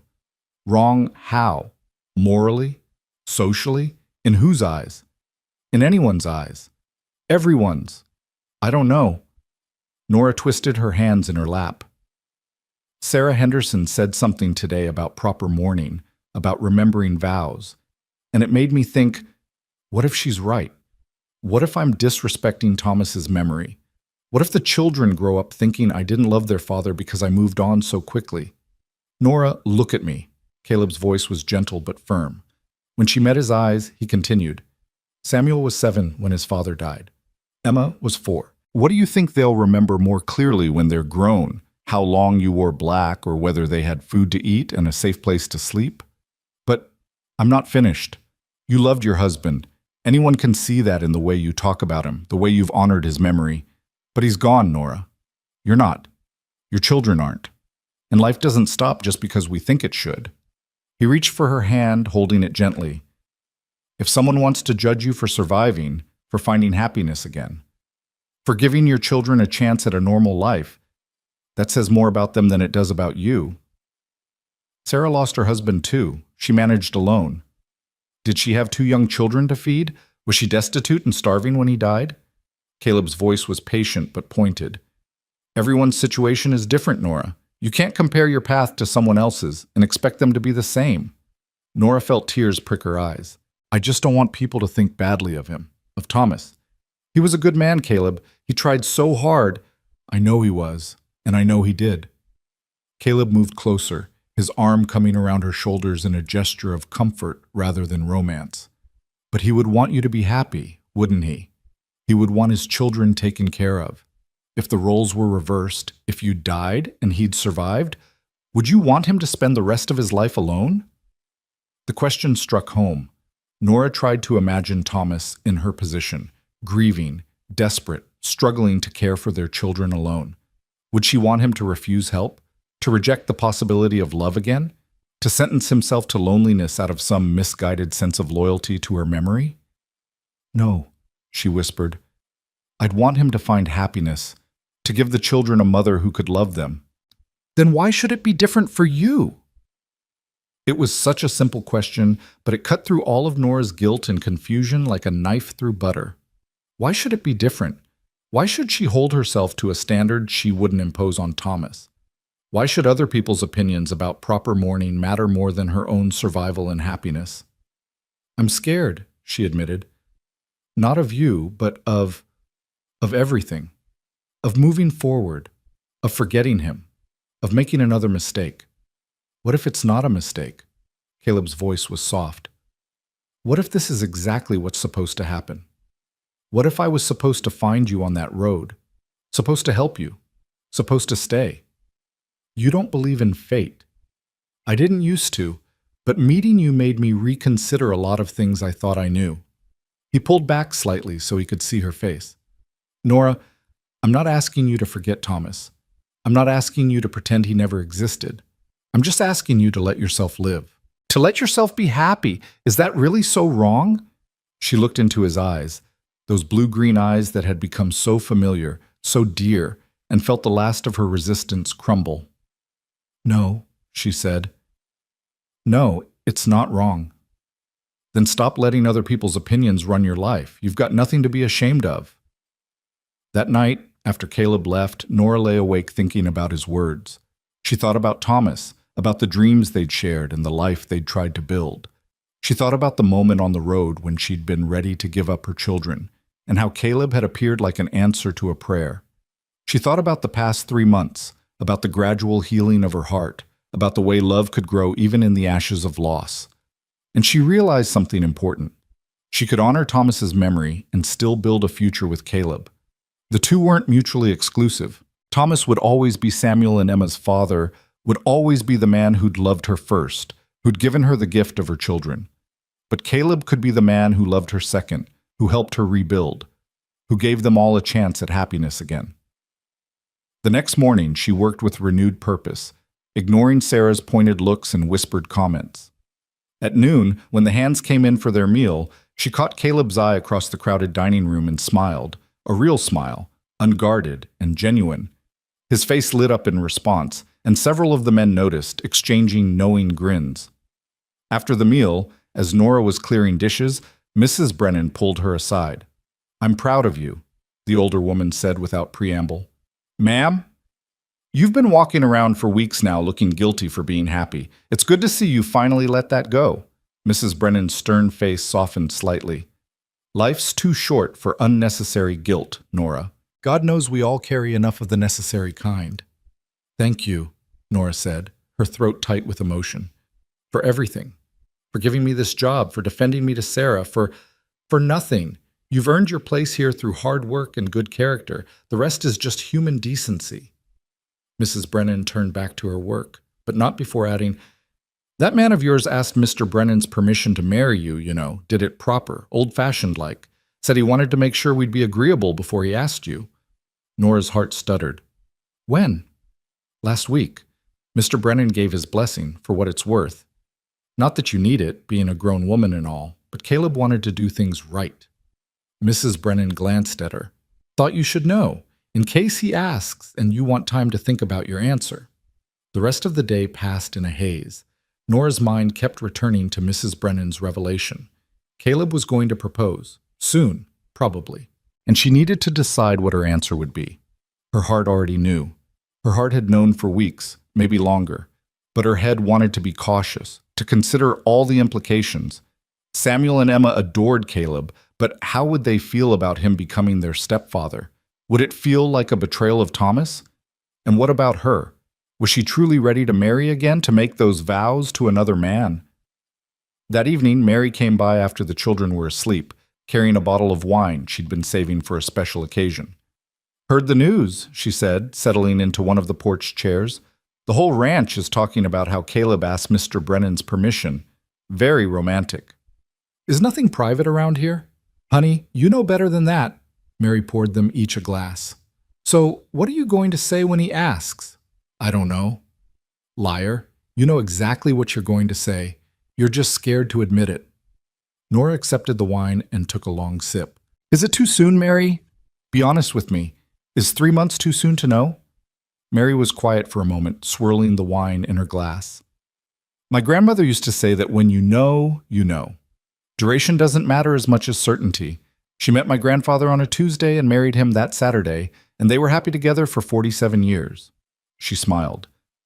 "But I also think that only you can answer that question. Not me, not Mrs. Brennan, not Sarah Henderson with her judgmental comments. Only you." "I love him," Nora said quietly. "I didn't mean to, didn't plan to, but I do. Is that a betrayal of Thomas?" "Did you love Thomas?" "With all my heart." "Past tense," Mary pointed out gently. "You loved him. He's gone. That love doesn't disappear, but it becomes part of your history instead of your present. There's nothing wrong with that, Nora. It's not betrayal. It's survival." They sat in comfortable silence for a while, sipping wine and watching the stars emerge. Finally, Mary stood to leave. "For what it's worth," she said, "I think you and Caleb are good together. I think he'll be good to you and good for those children. And I think Thomas, wherever he is, would be grateful that someone's taking care of his family." After Mary left, Nora sat alone with her thoughts and her wine. She thought about the day she'd met Caleb, about the desperation that had driven her toward Sweetwater Junction with the intention of giving up her children. She thought about how he'd appeared like a miracle, offering not just immediate help, but a path toward a real future. She thought about the letters they'd exchanged, the conversations they'd shared, the slow building of trust and affection into something deeper. And she thought about love, how it could exist in multiple forms, how it could honor the past while embracing the future, how it could heal wounds she'd thought were permanent. The answer, she realized, had never really been in doubt. 3 days later, Caleb asked her to take a walk with him after dinner. They left the children in Mary's care and headed toward the creek, where the cottonwoods glowed golden in the setting sun. The air was cool and clean, carrying the scent of water and autumn leaves, and for a while they walked in comfortable silence, just enjoying each other's presence. Finally, Caleb stopped at a bend in the creek where the water pooled deep and clear. He turned to face her, his expression serious but not nervous. This was a man who knew what he wanted and wasn't afraid to ask for it. "Nora, I need to tell you something, and I need you to just listen until I'm done, all right? She nodded, her heart already racing. I've spent 10 years running from anything that looked like permanence. Told myself I was protecting myself from loss, from pain, from all the things that come with caring about people and places. But really, I was just scared. Scared of failing, scared of not being enough, scared of losing people the way I lost my family. He took her hands in his calloused thumbs brushing over her knuckles. Then I met you, and you were scared too, but you weren't running. You were fighting for your children, doing whatever it took to keep them safe, even when it meant breaking your own heart. That kind of courage, that kind of love, it made me realize I'd been wrong about everything. Caleb, let me finish. His smile was gentle. Meeting you, helping you, watching you build a life here, it showed me what I'd been missing all those years. Not just love, though God knows I love you more than I thought possible, but purpose, family, the kind of roots that make life worth living instead of just worth surviving. He released one of her hands and reached into his pocket, pulling out a small box. When he opened it, Nora saw a simple gold band. Nothing fancy, but beautiful in its plainness. I know it's been less than 4 months since Thomas died. I know people will talk. I know there are 100 reasons why we should wait longer. But I also know that life's too short and too uncertain to waste time on should-haves and maybes. He dropped to one knee, still holding her hand, looking up at her with those extraordinary eyes. Nora Hale, will you marry me? Will you let me be a father to Samuel and Emma? Will you build a life with me here at Eagle Bend and let me love you the way you deserve to be loved? Tears were streaming down Nora's face, but they weren't tears of sadness. They were tears of joy, of relief, of gratitude for this second chance she'd been given. Yes, she whispered. Then louder, yes, Caleb.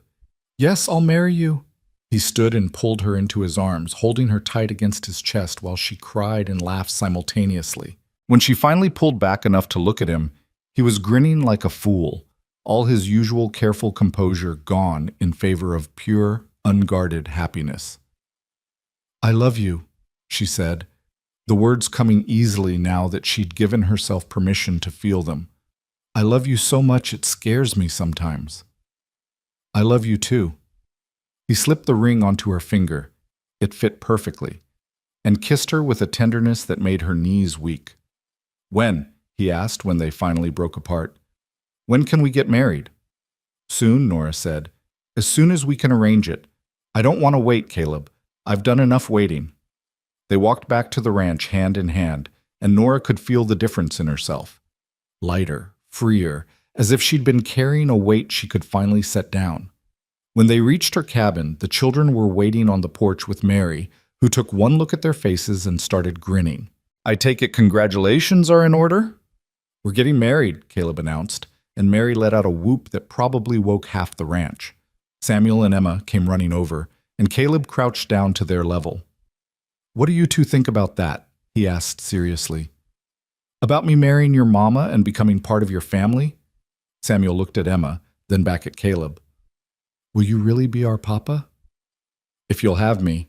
I'll never try to replace your real father. He'll always be your papa.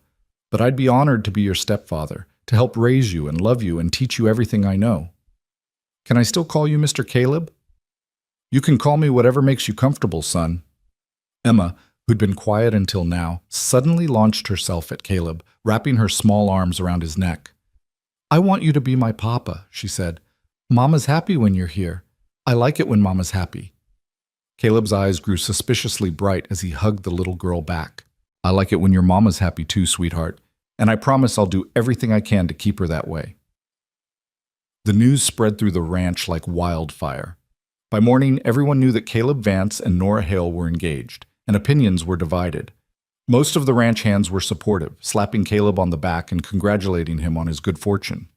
The other women were more mixed. Mary and a few others were thrilled, while Sarah Henderson and her allies maintained their disapproving silence. But the Brennans' response was what mattered most, and they were unequivocally supportive. Mrs. Brennan insisted on hosting the wedding at the ranch house, and Mr. Brennan offered Caleb the larger cabin he'd been promised when he took the horse training position. Can't have you and your new family cramped in that little place, Mr. Brennan said. The cabin near the west pasture is bigger, got 3 rooms. Should suit you better. That's generous of you, sir. It's practical. Happy workers are productive workers, and you're one of my best hands.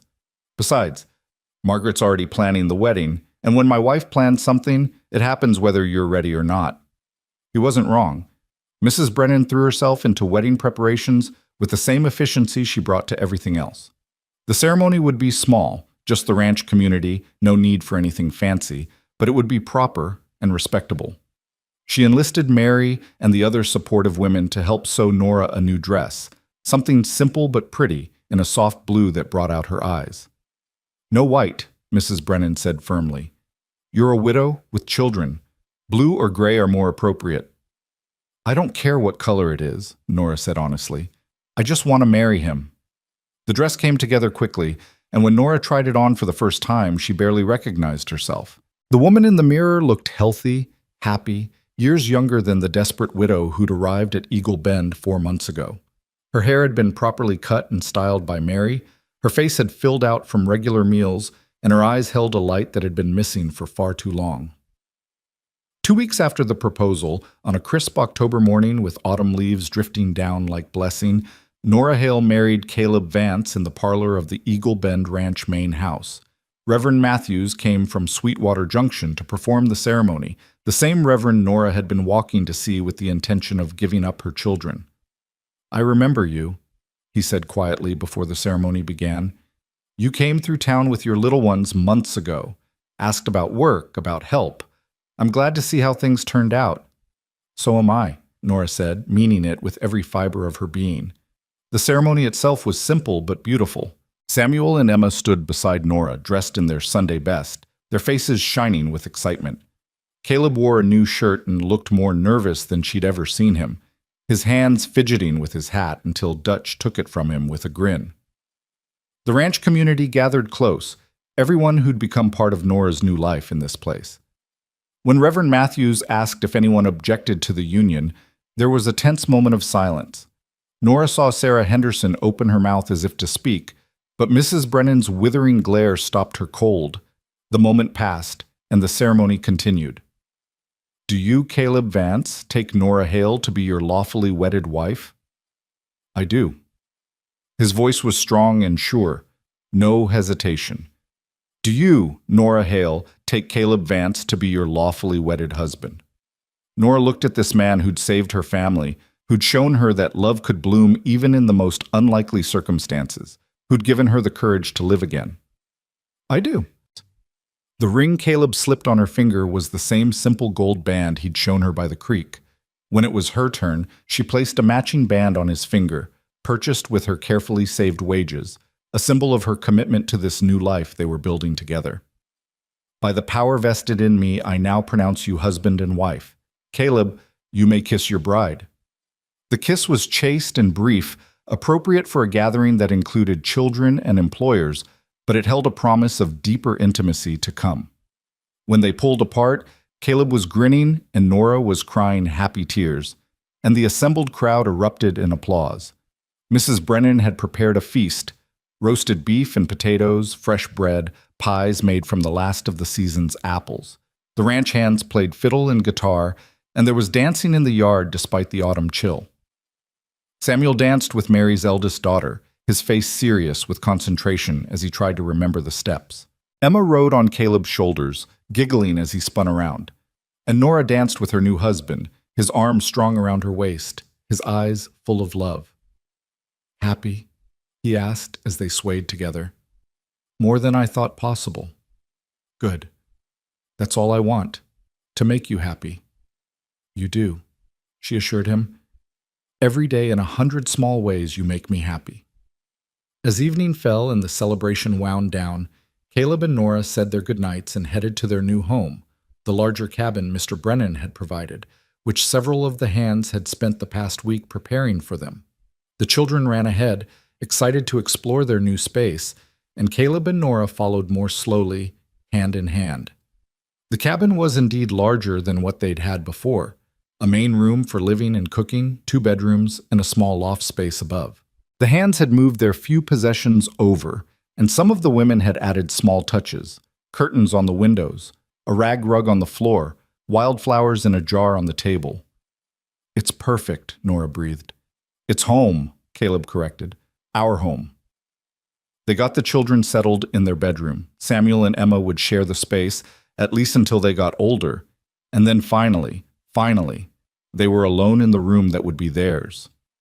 Caleb lit the lamp, and in its soft glow, Nora saw both nervousness and anticipation in his face.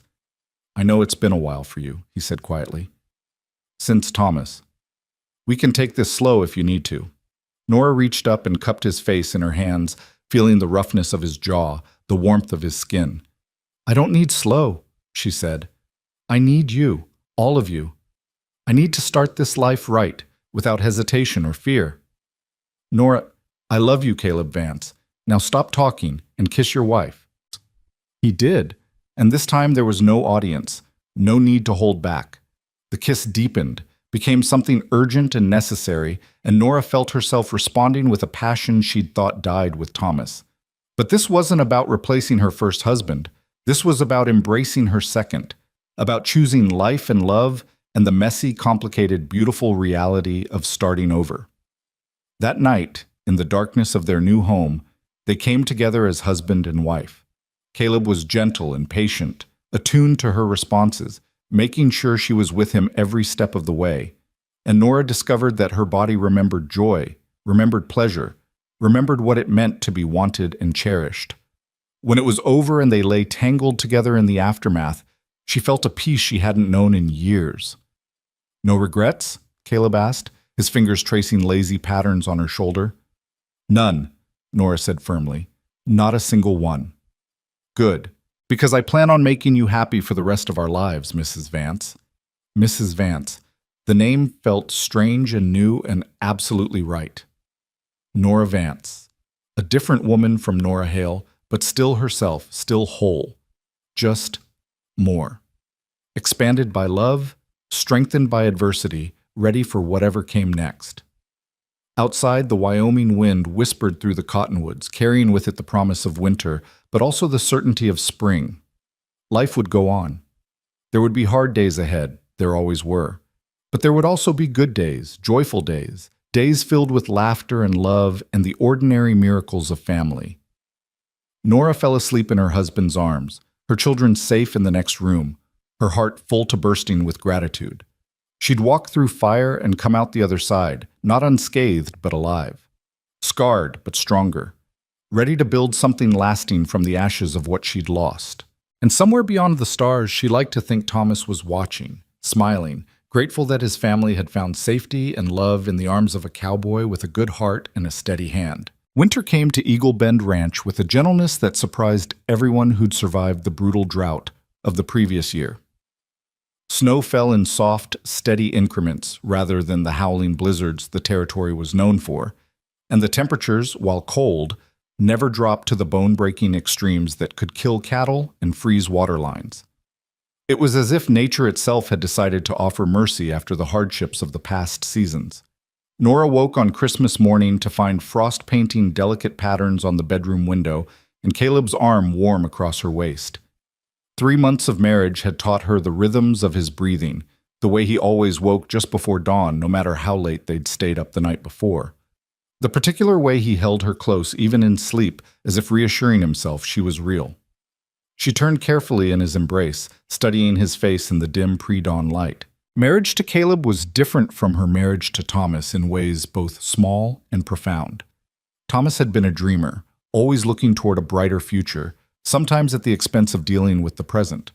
Caleb was grounded, practical, focused on the here and now while still making plans for tomorrow. Thomas had loved her with passionate intensity, but had sometimes been blind to her daily struggles. Caleb noticed everything, when she was tired, when she needed help, when she just needed someone to listen. It wasn't better or worse than what she'd had before. It was simply different. And she loved him with a depth that sometimes surprised her, a love built not just on passion, but on partnership, on shared work and shared purpose, and the daily choosing of each other over and over again. "You're staring," Caleb murmured without opening his eyes, a smile tugging at his lips. "You're worth staring at." Liar. But he pulled her closer, kissing her forehead. Merry Christmas, Mrs. Vance. Merry Christmas. She nestled against his chest, savoring these quiet moments before the children woke and the day's demands began. I still can't believe how much has changed in less than a year. Sometimes I wake up and think I'm dreaming, Caleb admitted, that I'll open my eyes and be back in a bunkhouse somewhere, alone, with nothing but another cattle drive ahead of me. But you're not. No. His arms tightened around her. I'm here. With you. With Samuel and Emma. With a home and a purpose, and everything I never knew I needed. They lay together for a few more precious minutes before the sound of small feet pattering down the hallway announced that the children were awake. Samuel burst into the room, Emma close behind, both of them vibrating with excitement. It's Christmas! Can we open presents? Did Santa come? Caleb sat up, rubbing his eyes with exaggerated grogginess that made Emma giggle. Santa? Who's Santa? I thought we were expecting a visit from Old Man Winter. Papa Caleb, stop teasing. Emma climbed onto the bed, having taken to calling him Papa Caleb within a week of the wedding. It had made Caleb tear up the first time she'd said it, though he'd tried to hide his emotion. Samuel was more reserved with the title, still processing what it meant to have a new father figure while honoring the memory of Thomas. He usually just called Caleb by his first name, but sometimes, in unguarded moments, Papa would slip out, and each time it did, Nora saw Caleb's face light up with quiet joy. They gathered in the main room where a small pine tree stood in the corner, decorated with strings of popcorn and cranberries the children had made, paper ornaments, and a few precious glass baubles Mrs. Brennan had loaned them. Beneath it were a few modest packages wrapped in brown paper and twine. The children dove for their gifts with appropriate enthusiasm. For Samuel, Caleb had carved an intricate wooden horse, complete with a saddle and reins, far more detailed than the simple toy he'd made months ago. Emma received a rag doll Nora had sewn in secret, with yarn hair and a dress that matched Emma's own. There were small treats, too, peppermint sticks from town, new mittens Mary had knitted, a picture book from the Brennans. For you, Caleb said quietly, handing Nora a small package. Inside was a locket on a delicate chain. When she opened it, she found two tiny photographs, one of Samuel and Emma, and one of her and Caleb on their wedding day. She hadn't even known he'd arranged for photographs to be taken. Dutch knows a man in Sweetwater who does photography, Caleb explained, watching her face anxiously. I thought you might like to have something to carry with you. Our family. It's perfect.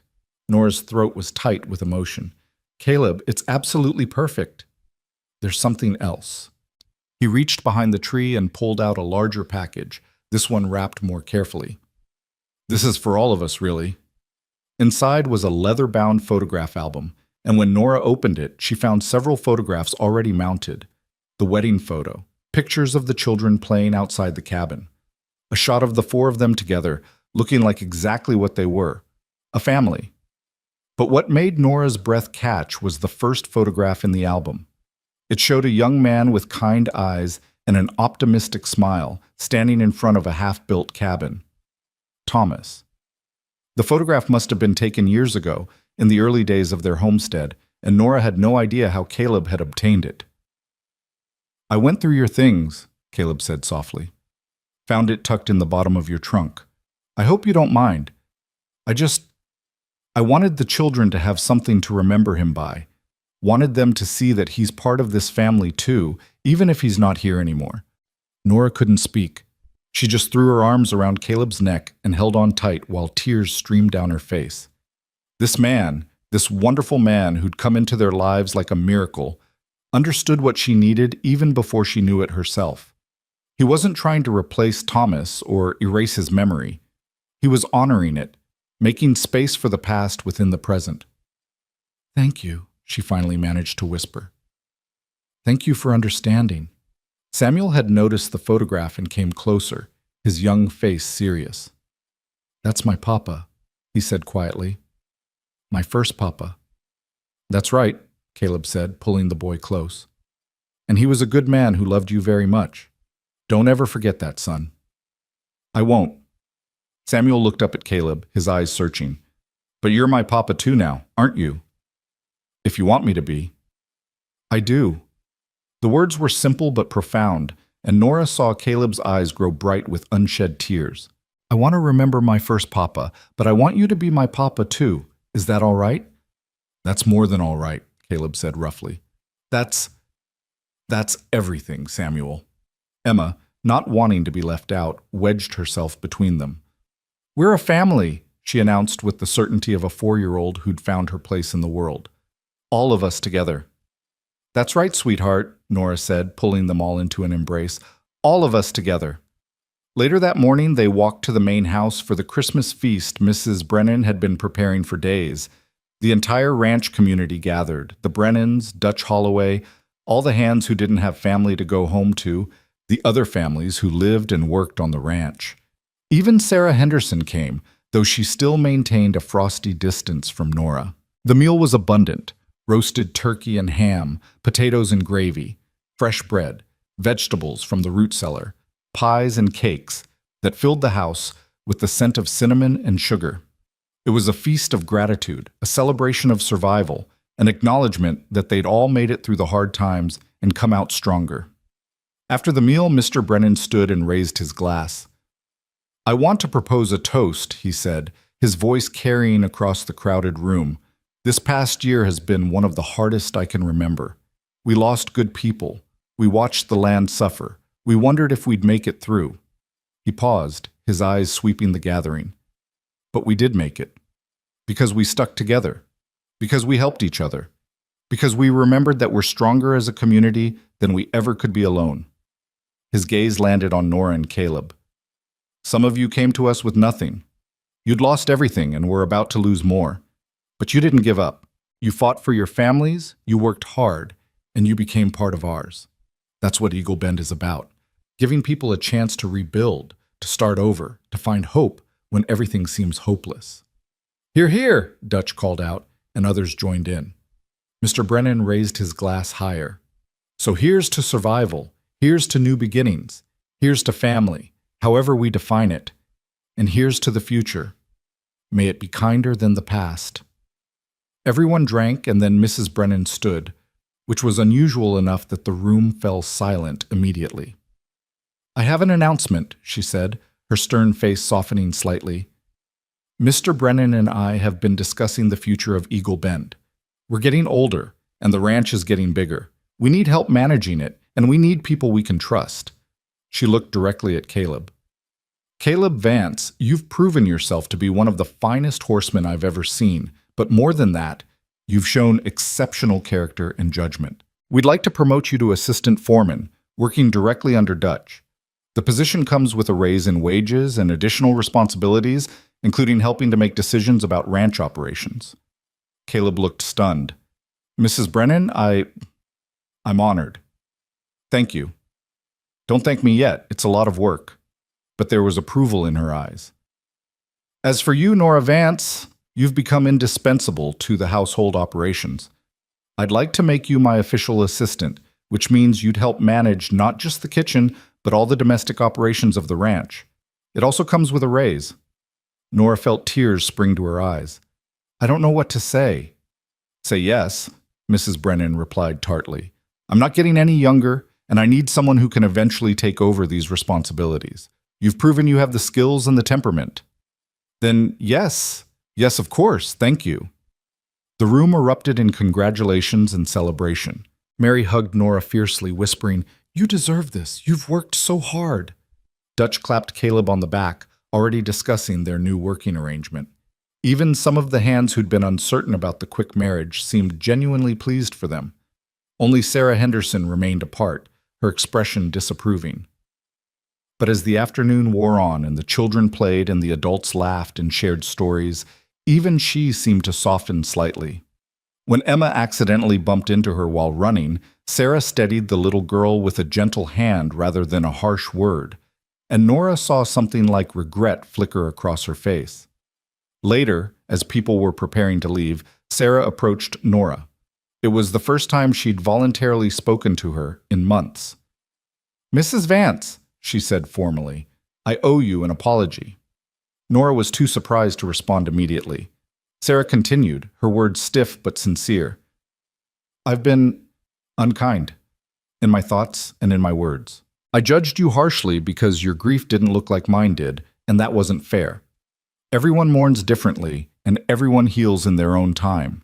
She paused, clearly struggling. You made choices I wouldn't have made, but they were the right choices for you and your children. I can see that now.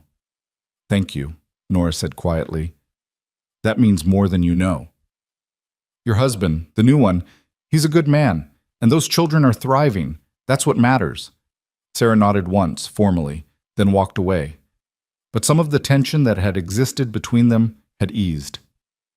That evening, after the children were asleep and the cabin was quiet, Caleb and Nora sat together by the fire, wrapped in a quilt, watching the flames dance. Can you believe it? Nora asked. 6 months ago, I was ready to give up everything, and now?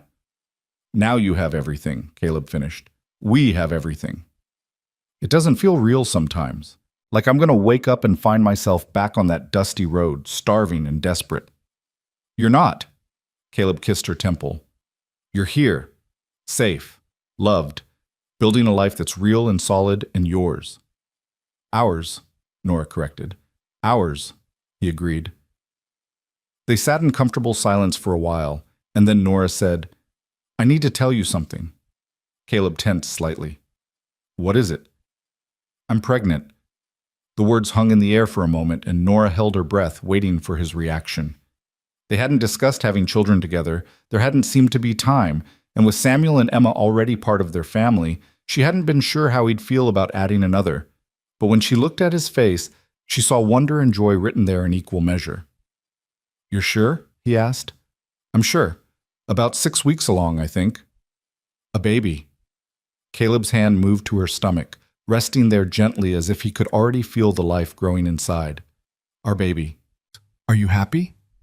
Happy? He laughed, a sound of pure delight. Nora, I'm beyond happy. I never thought I'd have this. A wife, children, a family of my own. And now we're going to have a baby together? You're not worried about the timing, The timing is perfect, Caleb interrupted. Everything about this is perfect. He pulled her closer, his voice thick with emotion. Thank you. Thank you for giving me this gift, for giving me everything I never knew I needed. Thank you for saving us, Nora replied, for seeing us on that road and choosing to help instead of riding past, for giving us hope when we'd lost it all. I didn't save you, you saved yourself. I just showed you the way. Then thank you for showing us the way and for walking it with us. They held each other as the fire burned down to embers, talking quietly about the future, about names for the baby, about whether they'd need to add on to the cabin, about how Samuel and Emma would react to having a younger sibling, about all the ordinary, wonderful concerns of people building a life together. The months that followed were busy but joyful. Caleb threw himself into his new responsibilities as assistant foreman, working closely with Dutch to manage the ranch's operations. He proved to have a natural talent for leadership, earning the respect of the other hands through a combination of competence and fairness. The horses he trained were sought after throughout the territory, and the breeding program he developed became one of Eagle Bend's most profitable operations. Nora managed the household with the same efficiency she'd learned from Mrs. Brennan, coordinating the domestic staff, planning meals, ensuring everything ran smoothly. But she also made time for her children, supervising their lessons with the ranch teacher, playing with them in the evenings, creating the kind of stable, loving home she'd always wanted for them. As winter gave way to spring, the valley transformed. The creek ran high with snowmelt, and wildflowers appeared in the meadows, purple lupine and yellow balsam root and delicate white columbine. The cattle grew fat on new grass, and foals were born in the corrals, their spindly legs and curious faces delighting the children. Samuel was growing taller, more confident, spending his days learning from Caleb and the other hands. He could ride now, really ride, sitting a horse like he'd been born to it. He still talked about Thomas sometimes, keeping his first father's memory alive, but he'd also fully embraced Caleb as his papa. The two of them had developed a special bond, often disappearing together to work with the horses or ride the boundary lines. Emma was thriving too, blossoming into a cheerful, chatty little girl who seemed to know everyone on the ranch. She helped Nora in the kitchen, played with the other children, and followed Caleb around like a devoted shadow whenever he was home. She had no memories of the desperate times, the hunger and fear. For her, this was simply life, safe, happy, full of love. As Nora's pregnancy progressed, the ranch women rallied around her. Mary was constantly checking on her, bringing by food and helping with heavier tasks. Mrs. Brennan made sure Nora didn't overwork herself, adjusting her responsibilities as needed. Even Sarah Henderson contributed, sewing tiny clothes for the coming baby with surprising skill. "It's a boy," Mrs. Brennan pronounced one day, studying the way Nora was carrying. "Mark my words, you're carrying low and all out front. That's a boy." "What if it's a girl?" Nora asked, amused. "Then I'll be wrong for the first time in 40 years of predicting babies." Mrs. Brennan's eyes twinkled. "But I'm not wrong." Summer arrived with warm sunshine and long days perfect for outdoor work. The ranch was prosperous, the cattle healthy, the future bright. On a warm July evening, Nora's labor began. Mary fetched Mrs. Brennan and the midwife from town while Caleb paced outside the bedroom, trying to stay calm and failing miserably. Samuel and Emma were with the Johnsons, kept away from the drama but intensely curious about what was happening. The labor was long but not complicated, and as the sun set and stars began to appear, a baby's cry filled the cabin. Mrs. Brennan emerged, smiling broadly. "You have a son," she announced, "a healthy, loud son with his father's eyes. And Nora's doing fine. Tired, but fine."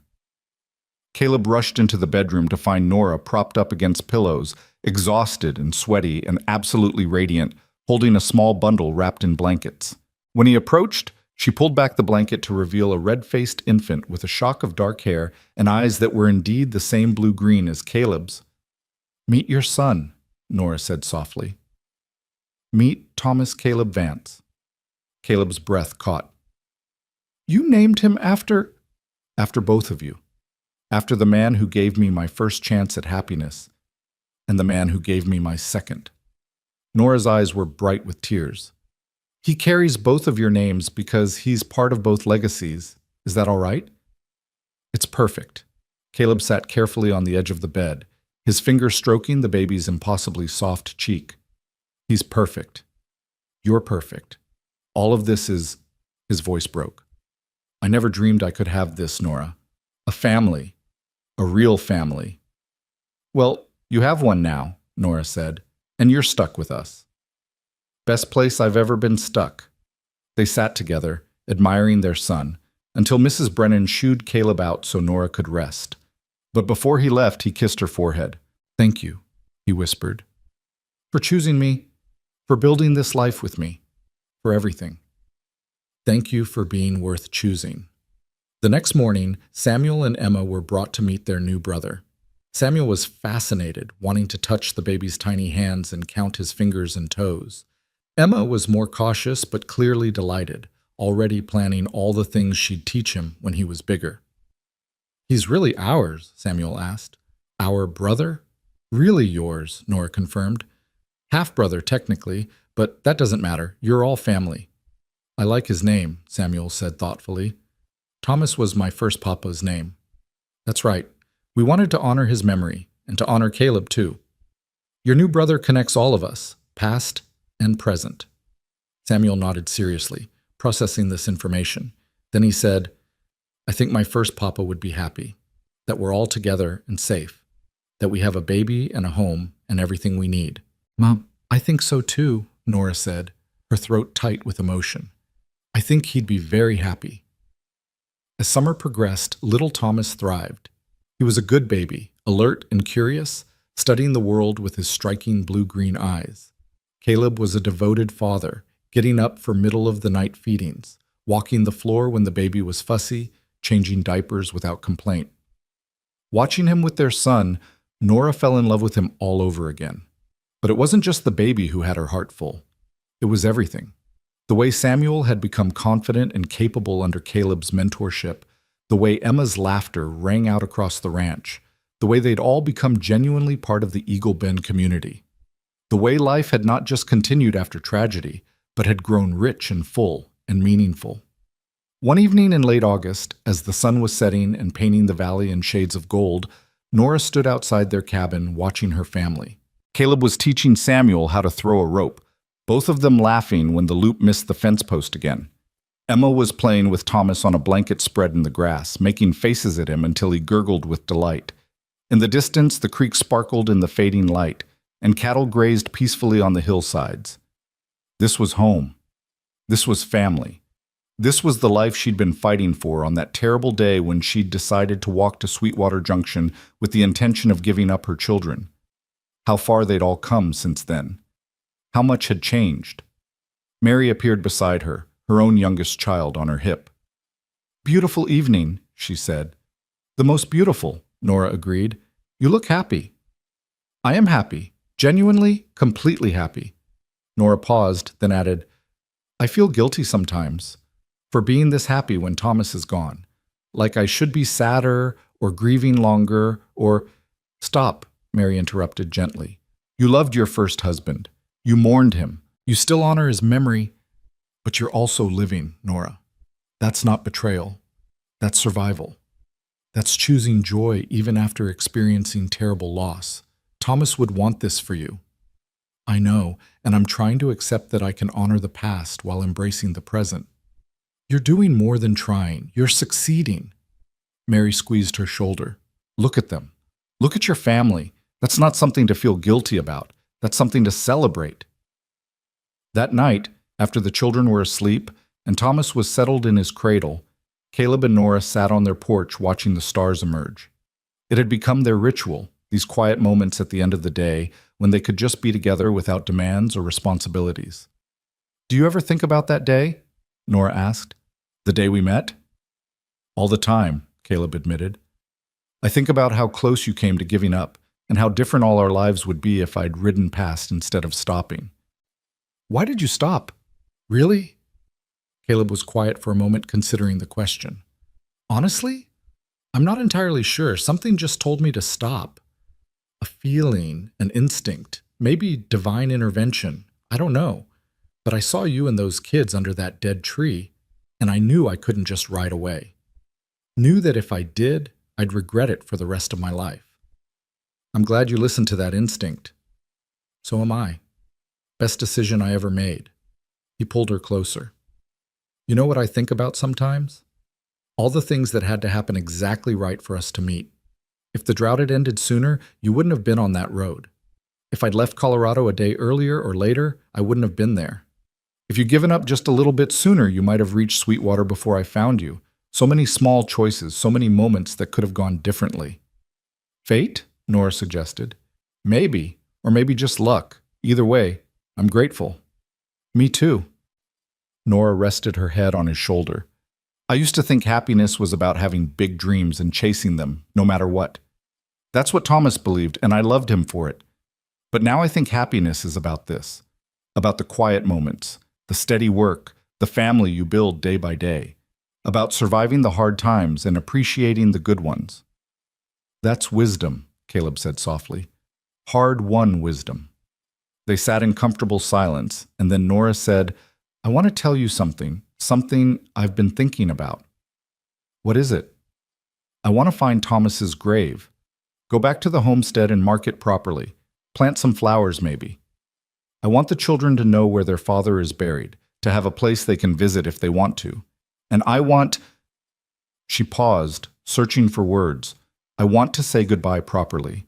Not to forget him, but to acknowledge that chapter of my life is closed, that I'm moving forward." "Then we'll go," Caleb said without hesitation. "Whenever you're ready, we'll all go together. We'll make sure he has a proper marker, and we'll teach the children about him, and we'll honor his memory the way it deserves to be honored. Thank you for understanding, for not being threatened by my past. Your past made you who you are, Nora. I could never be threatened by that." The next month, when Thomas was old enough to travel and the weather was still good, they made the journey back to the homestead. It took most of a day, following the same road Nora had walked with such desperation 6 months earlier. The landscape had changed, the drought had finally broken completely, and while the land would take years to fully recover, there was new grass growing and the creeks were running again. The homestead itself was a sad sight. The cabin had partially collapsed, its roof caved in from neglect and weather. The garden was completely overgrown with weeds. The well was still dry, but Thomas's grave was still there, the crooked cross still marking the spot where he lay. Caleb had brought tools and materials, and while Nora held the baby and watched with Samuel and Emma, he built a proper marker, a wooden cross painted white with Thomas's name and dates carved carefully into the crosspiece. They planted wildflowers around the grave, brought from Eagle Bend and chosen specifically because they were hardy enough to survive without regular care. When the work was done, Nora knelt beside the grave while Caleb kept the children back, giving her privacy. She placed her hand on the earth, feeling the warmth of the sun-baked soil. "Thomas," she said softly, "I kept my promise. The children are safe. They're healthy and happy and growing up with love and stability. Samuel is learning to be a good man, and Emma is bright and joyful, and they both remember you even though Emma was so young. I've told them stories about you, about how hard you worked and how much you loved them." She paused, gathering her thoughts. "I found someone else. His name is Caleb, and he's good to me, good to the children. We have a baby now, a son. I named him Thomas after you because you'll always be part of our family's story. Always." Tears were streaming down her face now. "I hope you can forgive me for moving on. I hope you understand that I had to survive, that the children needed stability and love. I think you would have liked Caleb. I think you would have been grateful that someone was taking care of us." She wiped her eyes and stood. "I'm not forgetting you. I'm living. Like you would have wanted me to. Like you always encouraged me to do. So this is goodbye, Thomas. Not forever. I'll visit sometimes and I'll make sure the children know your story, but goodbye for now. Rest easy, knowing we're all right." Caleb appeared at her shoulder, his hand warm on her back, and together they walked back to the children. Samuel looked solemn, Emma confused, baby Thomas oblivious in Nora's arms. But they were together, and that's what mattered. As they drove away from the homestead in the wagon Caleb had borrowed for the trip, Nora looked back one last time at the place where she'd tried to build a life with her first husband. It had failed, but she had survived. She'd taken the broken pieces of her dreams and built something new, something stronger, something real. The journey back to Eagle Bend was lighter somehow, as if laying Thomas to rest properly had lifted a weight Nora hadn't realized she'd been carrying. They sang songs to pass the time, played simple games with the children, stopped to rest by a stream and eat the lunch Mrs. Brennan had packed for them. When Eagle Bend came into view as evening approached, Samuel said, "I'm glad we went to see Papa Thomas, but I'm glad we're going home too." "Me too, sweetheart," Nora said. "Me too." The years that followed were good ones, though not without their challenges. There were harsh winters and dry summers, sick livestock and broken equipment, arguments and misunderstandings, and all the normal friction of family life. Little Thomas grew into an energetic toddler, then a curious child. Nora had another baby, a daughter they named Grace. Samuel became a skilled horseman and eventually one of Eagle Bend's most trusted hands. Emma grew beautiful and kind, helping care for her younger siblings and eventually teaching other ranch children their letters. Through it all, Caleb and Nora built their life together with patience and love and the kind of commitment that comes from choosing each other every single day. They had their disagreements, their hard moments, but they always came back to the foundation they'd built on that dusty road: mutual respect, shared purpose, and genuine affection. On their 10th anniversary, Caleb took Nora back to the spot where they'd first met. He'd arranged for the children to stay with the Johnsons, and they rode out together in the early morning, the same time of year they'd first encountered each other. The dead cottonwood tree was still there, though new growth had appeared around it, fresh trees pushing up from the earth. Where once there had been only dust and death, now there was grass and wildflowers and the sound of birds singing. "I wanted you to see this, Kim," Caleb said. "How things change, how life comes back even after everything seems lost." Nora dismounted and walked to the tree, running her hand over its weathered bark. "I was so scared that day, so certain I was making the only choice available to me. But you were wrong. There were other choices. You just couldn't see them yet. And then you appeared." She turned to face him. "Like a miracle." "Not a miracle. just a man who happened to be in the right place at the right time. He joined her by the tree, taking her hands in his. But what we built after, that was the real miracle. The family we created, the love we grew, the life we made together. That's the part worth celebrating. I love you, Nora said simply. I loved you then, though I couldn't admit it yet. I love you now. I'll love you tomorrow and every day after that. I love you too, more than I ever thought possible to love someone. He kissed her there, under the old tree where their story had begun, and Nora felt the completeness of her journey. From desperation to hope, from loss to love, from barely surviving to truly living. It had been a hard road, but she'd walked it, and it had led her here, to this man, this life, this moment of perfect clarity and gratitude. They rode back to Eagle Bend hand in hand, just as they'd ridden that very first time. But now they weren't strangers bound together by circumstance. They were partners, lovers, parents, friends. They were a family. That evening, as the ranch settled in for the night and Nora prepared dinner in their cabin, larger now, expanded over the years to accommodate their growing family, she looked around at the life she'd built. Samuel helping little Thomas with his reading, Emma setting the table while Grace played at her feet, Caleb coming through the door with an armload of firewood and a smile for his wife. The photograph album on the shelf, holding memories of both past and present, honoring everything they'd been and everything they'd become. This was more than survival. This was thriving. This was the life she'd been fighting for all those months ago when hunger had driven her toward an impossible choice. This was the answer to prayers she'd been too broken to articulate, the hope that had seemed forever lost, the love she'd thought she'd never feel again.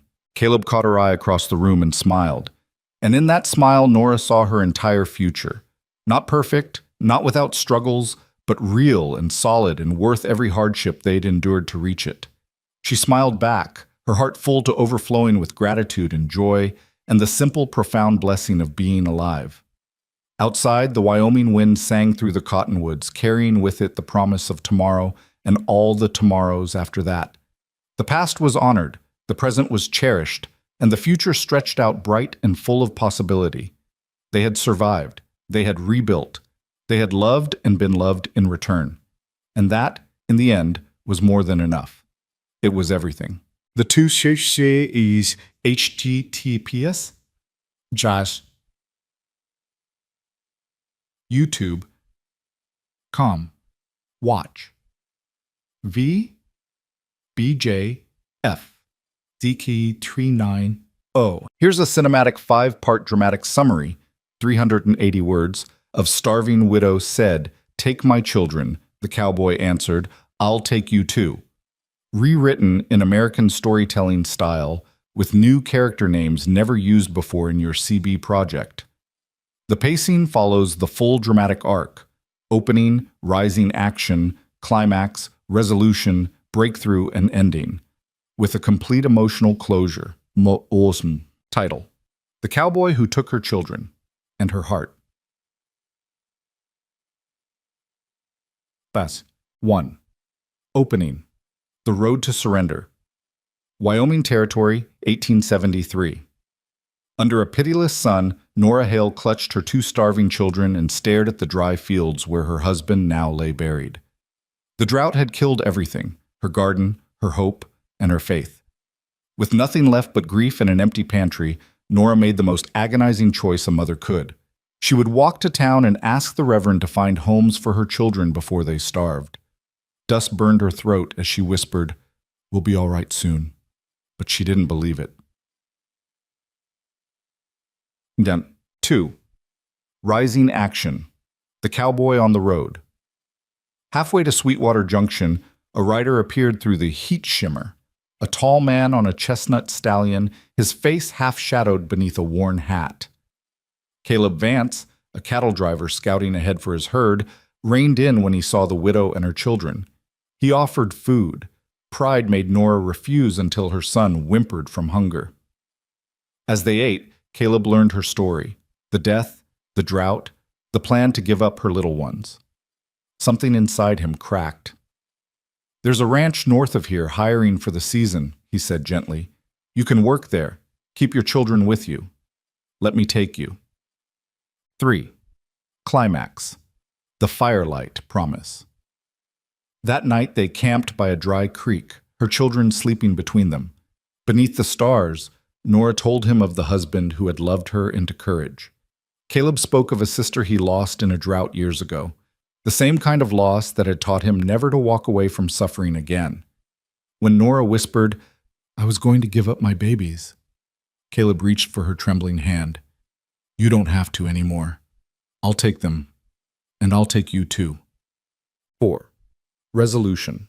A cabin of second chances at Eagle Bend Ranch, Caleb found her honest work and built her a home with his own hands. He stayed to help, teaching the children to ride and Nora to laugh again. When she thanked him, he only said, "You saved me too." 5. Breakthrough and ending. The new beginning.